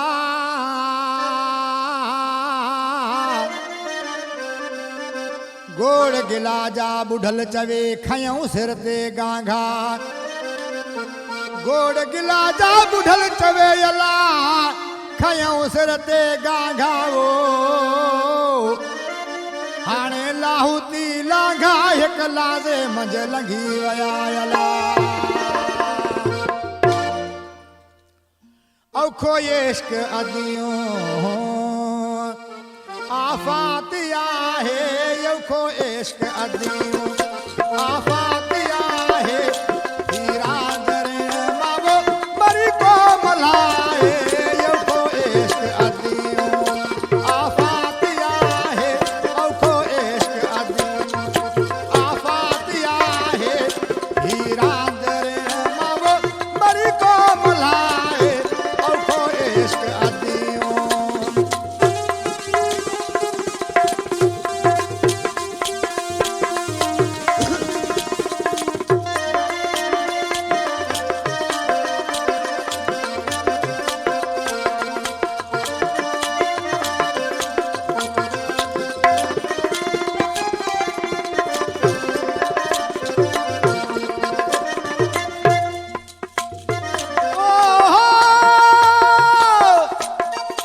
लूलू मलारी लगिया है जनखे ही सुजत सारी खबर आहे तनखे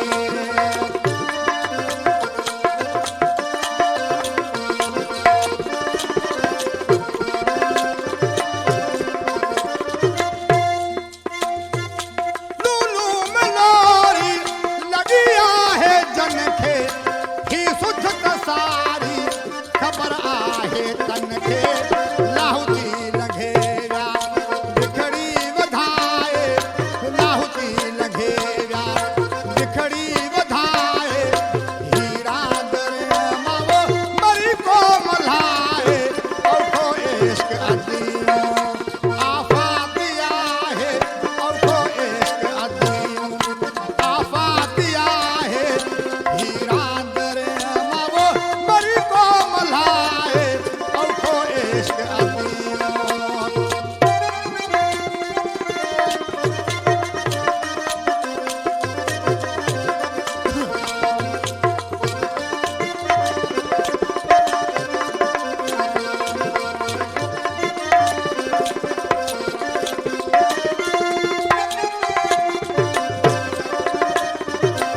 नज़र सानी हारे वञे थो वकोड़े मोटी मरण खां मुंहुं की न मोड़े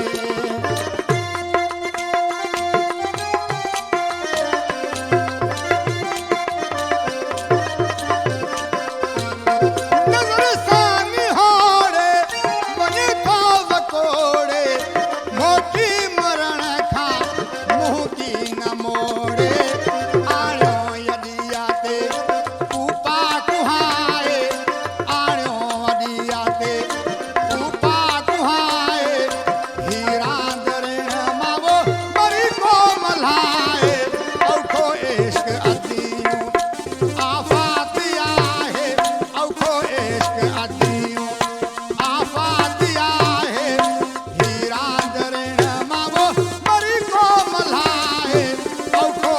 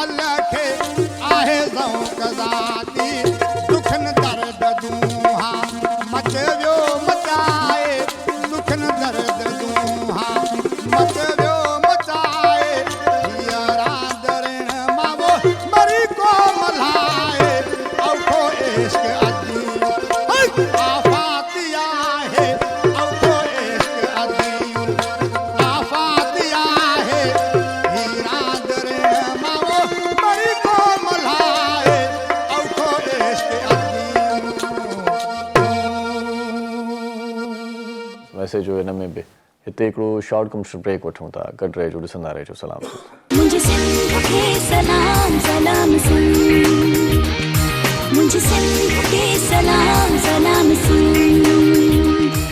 मलिकार चऊं था तव्हांखे पंहिंजो प्रोग्राम सलाम सिंध में हिकु भेरो ॿीहर मौज़ में मां सां गॾु आहे हुसैन ज़ैब साहिबु आहे, अलीगुल सांगी साहिबु असां में ॾाढी दिलि वटां कचहरी थिए थी। सो अञा कचहरी जा लम्हा असांखे मिलियल आहिनि, ये लम्हा भी हर रोज़ ज़ाया न कंदासीं, कुछ जान वठंदासीं पाण। सो हुसैन भाई, आपने जो इदारा कायम किया उसके बाद का फीडबैक बताएं, क्या सूरत बेहतर हुई है, नौजवानों में कोई आया है जज्बा? बिल्कुल बिल्कुल। अच्छा हुआ ये है कि लियारी में इस इदारे की बहुत ज़रूरत थी। अच्छा। क्योंकि इदारे बहुत सारे मौजूद है सही। जो लाइक NGOs बहुत सारे मौजूद है जो यूथ पे काम कर रहे हैं, सही, बट हौसला अफजाई करना, सॉफ्ट स्किल्स के हवाले से नॉलेज देना। सही सही। सॉफ्ट स्किल्स की मैं जिक्र कर रहा था, तो सॉफ्ट स्किल्स वो होती है जो आपके अंदर पहले से मौजूद है। अच्छा। लाइक कम्युनिकेशन स्किल्स, सही। जो एक अभी दुनिया में 58.7% इसको सीखा जा रहा है, कम्युनिकेशन स्किल्स। सही। बिकॉज आपकी लाइफ का कोई भी पार्ट हो, चाहे आपको सक्सेस हासिल करनी हो या किसी भी फील्ड में आपको अपना पैर जमाना है, सही, तो आपको ये स्किल जो है बड़ी काम आती है, कम्युनिकेशन स्किल। सही। अब इसको बेहतर इफ़ेक्टिव कैसे बनाया जाता है, इसके 3 तरीके हैं। सही। इसको इफ़ेक्टिव इस तरह बना सकते हैं कि एक तो आपकी बात में कर्टेसी होनी चाहिए, पोलाइटनेस। सही। पोलाइटनेस बहुत ज़रूरी होती है, चाहे आप अननोन पर्सन से बात कर रहे हैं, चाहे आपका करीबी हो या चाहे आप किसी ऑफिस में बात कर रहे हैं। दूसरा कंसाइज, आपका मैसेज जो है आप सामने वाले तक जो पहुंचाना चाहते हैं वो कंसाइज होना चाहिए। सही, मतलब वो काम की बात होनी चाहिए। हाँ बिल्कुल। मिसाल के तौर पे हम बाज़ दफ़ा ये करते हैं कि तवील कर देते हैं, एक वर्ड में जो समझाना होता है वो एक लाइन में समझाते हैं। सही सही। तो मैसेज जितना कंसाइज होगा उतना क्लियर जाएगा। सही। तो क्लियर मैसेज भी माइंड में क्लियर होना चाहिए कि आप बातों को मैसेज समराइज करना चाहिए। बिल्कुल। सही। और आपके माइंड में मैसेज क्लियर होना चाहिए कि आप क्या मैसेज दे रहे हैं। दूसरी स्किल जो है वो बड़ी इंपॉर्टेंट है, इंटरव्यू स्किल्स। सही। जो आपकी जैसे किसी भी फील्ड में आपको जॉब करनी है, आपको इंटरव्यूज देने पड़ते हैं। सही। जैसे आप होस्ट है, आपको भी पहले इंटरव्यू के लिए कहा गया होगा। सही बात है। तो इंटरव्यू स्किल्स वो स्किल है कि जो बहुत अहमियत रखती है। Negotiation skills. सही। तो ये सारी स्किल्स वो स्किल्स है जो हमारे इदारे में सिखाई जाती है। अच्छा। इसके अलावा बहुत सारे 82 टॉपिक्स है, अलग अलग टॉपिक्स है जिन पे हम, और मोटिवेशन की बात आती है तो उसमें ये होता है कि उसमें भी यही अलग अलग टॉपिक्स होते हैं, लेकिन उसमें मोटिवेट इस तरह किया जाता है लाइक आप होस्टिंग कर रहे हो और मैं जो है वो अलग एक फील्ड से रिलेट करता हूँ। सही सही। तो मैं अपने फील्ड के अंदर क्या मैं वो काम सही कर रहा हूँ, उसको आप कैसे करना चाहिए, तो उस तरह से हम मोटिवेट करते हैं कि उसको उसकी हौसला अफजाई हो और वो काम और दिल लगा के करे। अच्छा। तो ये काम हमारे है। अच्छा, एटीट्यूड की बात निकली तो बिल्कुल, कहीं बिल्कुल। पर ये भी होता है कि एटीट्यूड को बिल्कुल, बिल्कुल, अच्छा बिल्कुल, नहीं समझा जाता, बिल्कुल, कहीं बिल्कुल। पर वो मनफी हो जाता है या मुस्बत। देखिए एटीट्यूड की आप बात कर रहे हैं तो एटीट्यूड बिल्कुल होना चाहिए। अच्छा। लेकिन टूवर्ड्स योर वर्क, सही सही। आपकी पर्सनैलिटी में एटीट्यूड नहीं होना चाहिए। मतलब ये इसका कहने का मकसद ये हुआ कि एक होता है स्मार्ट, एक होते हैं ओवर स्मार्ट। जी बिल्कुल। ओवर नहीं होना ओवर चाहिए। कॉन्फिडेंट। हम कोई भी काम करते हैं ना, हम ओवर कॉन्फिडेंट हो जाते हैं। मिसाल के तौर पे हमारी यूथ ये कहती है बस हो जाएगा। कहना ये चाहिए कि भाई हम सीख के करेंगे। जब सीख के करते हैं तो हमें उसके टैक्टिक्स पता चलते हैं कि हमें काम कैसे करना है। सही बात है। जब काम कैसे करना है पता चलेगा तो वो काम होगा। सही। अब एक बंदा है उसको तैरना नहीं आता और वो बोलेगा मैं तैर लूंगा, सही। तो फिर जाहिर सी बात है वो उसका नुकसान ही होगा, फायदा तो उसका होना नहीं है। और हमारा ये जो मकसद था ये कायम करने का वो यही था कि यूथ जो है उसको एक प्लेटफॉर्म मिले, वो वहाँ पर बैठे, जो टाइम वो दूसरी एक्टिविटीज़ में लगाते जो उनको नहीं करनी चाहिए वो टाइम वो वहाँ पर दे। तो वो 1 घंटा हम उसकी इस तरह से सेल्फ ग्रूमिंग करते और ऐसी यूथ अब जो है ना हमारे पास सामने से आती है। सही। अब पहले जो है वो यूथ कौन सी आती है? वो कॉलेज की, यूनिवर्सिटी की, या कोई भी आ सकता है? कोई भी आ सकता है। यूथ में जैसे आपके यूनिवर्सिटी स्टूडेंट्स हो गए, कॉलेज स्टूडेंट्स हो गए, जैसे मेरे सेशंस होते हैं डिफरेंट कॉलेजेस, यूनिवर्सिटीज, स्कूल्स में। लेकिन नौजवान सिर्फ कॉलेज और यूनिवर्सिटी में नहीं है ना, वो भी तो बिल्कुल, नौजवान बिल्कुल, है जो बिल्कुल, ठेला बिल्कुल, चलाता है, बिल्कुल, वो भी नौजवान है जो भाई चाय बेचता है। बिल्कुल बिल्कुल। उसको भी जरूरत है मोटिवेट करने की यार। बिल्कुल बिल्कुल। अच्छा ये है कि ऐसे लोग भी बड़े आते हैं हमारे पास जो चाय बेच रहा है या जो जैसे पठान बड़े मेहनती लोग होते सही, सही, हाँ। हैं, ये ऐसी कौम है कि जो मेहनत से कतराती नहीं है। सही बात है। तो पठान जो है ना हमारे पास आते, सामने से आते, यूथ मैं कह रहा हूँ हमारे पास सामने से आती है सही। कि सर हमें मोटिवेट करें, हम सही। कुछ करना चाहते सही। हैं। तो ये उनका जज्बा है। तो हम इस जज्बे को देखते हुए जो है हमने ये इदारा कायम किया था और अल्हम्दुलिल्लाह ये इदारा जो है अपनी सक्सेस की तरफ बढ़ रहा है। पहले इस इदारे को सिर्फ लियारी में लोग जानते थे, अब इस लियारी को पूरा कराची मुझे ये जानता भी है। बता दें, बहुत अच्छी बात बता रहे हैं आप कि रन कैसे हो रहा है, क्या किस तरह से होता है और फ्री ऑफ कॉस्ट चल रहा है, क्या है जी। कोई अच्छा, आए तो क्या है जी प्रोसेस बता दें। जी। अच्छा ये है कि हमने कोई फॉर्म वॉर्म फिल करने का नहीं रखा। अच्छा। आप जस्ट आए, आप अपनी बात रखे सामने, आपका एडमिशन हो जाएगा, फ्री ऑफ कॉस्ट हो रहा है। सही है। अब फ्री ऑफ कॉस्ट करने का जो रीज़न था वो ये था कि लियारी की वो यूथ जो इतनी स्ट्रगल करती है, सही सही सही जो इतनी स्ट्रगल करती है, लियारी की वो यूथ सही जिसके पास बाज़ दफ़ा जो है वो खाने के पैसे नहीं होते। सही। तो ध्यान आपका इधर उधर चला गया, वो बिल्कुल। टिकटॉक चल गया शायद। तो हमने ये सोचा कि जो है ना अब ऐसी यूथ से अच्छा हमारा जो काम है ना इसकी कॉस्ट बड़ी होती है। हाँ। अब अगर मैं एक बंदा जो मुझसे कुछ सीखना चाहता है हाँ। और मुझे वैसे इसकी आपका हेयर स्टाइल बहुत अच्छा है, कहाँ से करवाया थैंक यू। है? अच्छा तो अगर लास्ट ब्रेक होता है मस्ती मजाक का होता है, तो वो मस्ती बिल्कुल, मजाक का बिल्कुल, टाइम हुआ बिल्कुल, चाहता जरूर, है। जरूर, जरूर। डायरेक्टर कह रहे हैं कि मस्ती मजाक करें, भाई बोर हो रहा है। ये किसने आपको आइडिया दिया कि इस तरह से आप लुक रखें? जस्ट क्रिकेट खेलते थे तो उस वक्त से जो है थोड़ा हेयर स्टाइल रखने का जो है। आपने जाकिर नाइक को देखा है? थोड़ा सा लुक उससे बिल्कुल मिलता है। बिल्कुल हाँ? बिल्कुल। उनसे कंपेयर मत करो, वो बड़ी माशाल्लाह। नहीं कंपेयर नहीं कर रहा, लुक थोड़ा आ रहा है वैसे। बिल्कुल, बिल्कुल। वो साशे में दस्ते आप है। वो कहते हैं ना, बिल्कुल। माशाल्लाह से। अच्छा ये होता है फिर कि सीरियस हो गए आप, ये मस्ती मजाक का ब्रेक है। तो ये मोहब्बतों की कहानियां जो चल रही थी, जी। ये हम बताते तो हैं, मैं भी भाई मोहब्बत तो हर बिल्कुल, इंसान बिल्कुल, करता है ना। बिल्कुल। बातें अच्छी बताते हैं, बिल्कुल। खुद करते नहीं है। आप करते हैं या सिर्फ मोटिवेट अच्छी बातें देखिए, बताते हमें तो हैं? इतना ख्याल रखना पड़ता है कि हमारे जो स्टूडेंट्स होते हैं ना वो हमें बड़ा ऑब्जर्व कर रहे होते अच्छा। हैं कि हम किस तरह से बोल रहे हैं, सही किस तरह से हम रहते हैं, सही क्या हमारे रहने का तरीका क्या है। सही। तो लोग सारी चीज़ें ऑब्जर्व करते हैं। सही। उम्र कितनी है आपकी? मेरी 20 साल उम्र है और अल्हम्दुलिल्लाह कराची और पाकिस्तान का नाम रोशन कर रहे हैं। अच्छा। 20 साल की शादी हो चुकी है? नहीं बिल्कुल नहीं। नहीं हुई? इंशाल्लाह करेंगे, बहुत जल्द करेंगे कोई इंशाल्लाह। पसंद नहीं आई या किसी को पसंद नहीं आई? हाँ? नहीं इंशाल्लाह हो जाएगी। अच्छा। तो ये क्या है मोहब्बत कि चल रही है? नहीं मोहब्बत नहीं, नफरत चल रही है। नहीं ऐसा भी नहीं है। जो घर वाले कहेंगे इंशाल्लाह फिर उस पे एग्री हो जाएंगे। अच्छा, मतलब क्या होता है? तलाश चल रही है अभी? जी। अच्छा। तो मैं आपको यही कह रहा था कि लोग बड़ा ऑब्जर्व करते हैं। वैसे दुल्हन किस तरह की होनी चाहिए, क्या आइडिया है आपका? जो मुझे समझे, जो समझे। मेरी कमिटमेंट्स को समझे। क्या समझे? गलत समझे, सही समझे? सही समझे। मिसाल के तौर पे मेरी कमिटमेंट को समझे, हाँ। मैं जो काम कर रहा हूँ वो समझे, हाँ। मुझे सपोर्ट करे, क्योंकि मुझे सपोर्ट की काफ़ी ज़रूरत होती है। सही। जैसे मेरे सबसे बड़ा सपोर्ट है मेरी माँ, मेरे पेरेंट्स जो मुझे काफ़ी सपोर्ट करते हैं। वालिदैन का सपोर्ट ऐसा सपोर्ट होता है। अच्छा, घर दामाद बनना पसंद करेंगे या नहीं, आज़ाद? ये तो बिल्कुल नहीं। क्यों भाई, हर चीज़ सहूलत होती है ना, सपोर्ट ही सपोर्ट होती है। बिल्कुल। घर दामाद फिर बिल्कुल अंदर ही बैठ जाते हैं, ये हमें नहीं करना। हमारा तो काम ऐसा है, हमें भाई घूमने हर चीज फिरना ही मिलेगी होता है। घर बैठे, भाई खाना शाना हर चीज जैसी। बिल्कुल। तो आप सपोर्ट की बात कर रहे थे ना, आपको सपोर्ट हो जाएगी, आप खुद सपोर्ट करना चाह रहे हैं। हाँ, ऐसी सपोर्ट नहीं चाहिए कि हम डीप फ्रीज में जैसे बर्फ जमा हुआ होता है फिर वैसे हो मतलब कहने का है कि आप ससुराल वालों को साथ रखना चाहते हैं। हाँ हाँ? उनको भी साथ रखेंगे? वो जहेज में लेके आएंगे सबको? बिल्कुल। जहेज वाली लड़की चाहिए या खुद सपोर्ट आप करना चाहते हैं उनको, फैमिली को? नहीं, मैं खुद सपोर्ट करना चाहता हूँ। कभी-कभार ये होता है ना शादी की, भाई आजकल शादी पता है आजकल जो भी कर रहा है वो लॉटरी समझ के कर रहा है कि भाई लॉटरी निकलेगी। हाँ, एक तो वलीमा करेंगे, आएंगे पॉपुलेशन लोग, भी बड़ी बढ़ गई है शादी के बाद।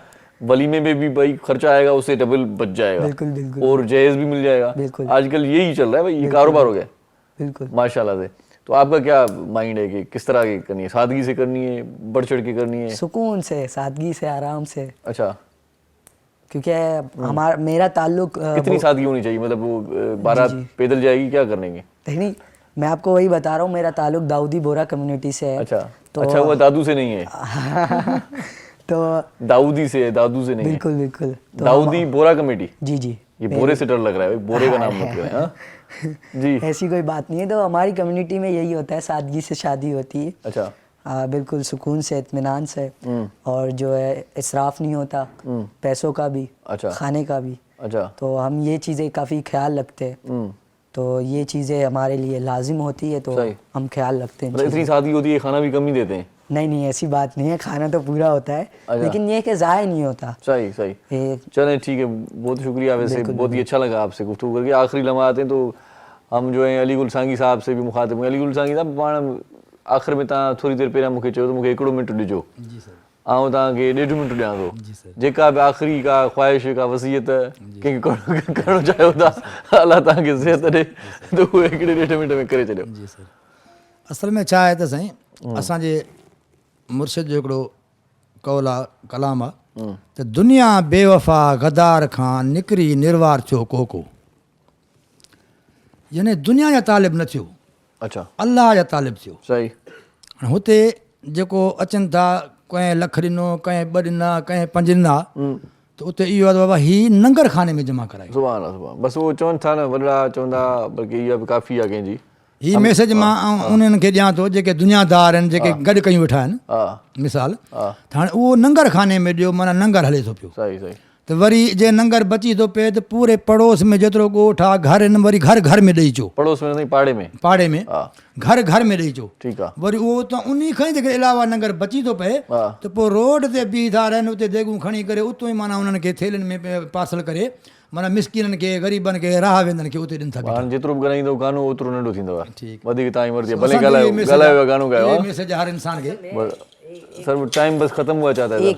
एक छोटा सा मैसेज यूथ के लिए, एक शेर कहना चाहूंगा, फिर उस पर ख़त्म करते हैं। अच्छा चलें, ठीक है जी, कहें। यूथ के लिए मेरा मैसेज है, इस शेर को सारा समझिएगा। खुद ही को कर बुलंद इतना, खुद ही को कर बुलंद इतना कि हर तकदीर से पहले खुदा बंदे से खुद पूछे, बता तेरी रजा क्या है। वाह वाह। तो ये यूथ को मेरा ये छोटा सा मैसेज। सच्ची बात बताऊं, ये बचपन में मैंने कुल्फी के ठेले पे ये शेर देखा था, लिखा हुआ था।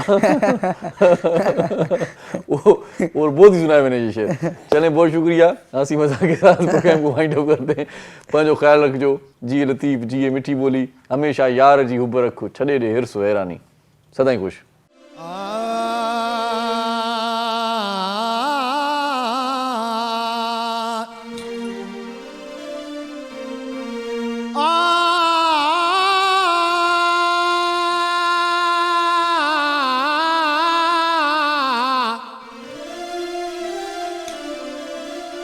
दिलड़ी खसण जो ए मिठा दस कहे सेखारियो ढंग थई वो। शीरी ज़ुबा वरी छा चवां, चोरियो चाह जो को चंग थई। भंवर था भुलिजी पवन, अहिड़ो गुलाबी रंग थई। लाशारी जहिड़ा कई वीचारा करे छॾिया त मलंग थई। सीनो सीने सां मिलाए अचत प्यारा प्यार क्यों, सीनो सीने सां मिलाए अचत प्यारा प्यार क्यों। वरी न रुसंदासे कॾहिं अचत इहो इक़रार क्यों, वरी न रुसंदासे कॾहिं अचत इहो इक़रार क्यों।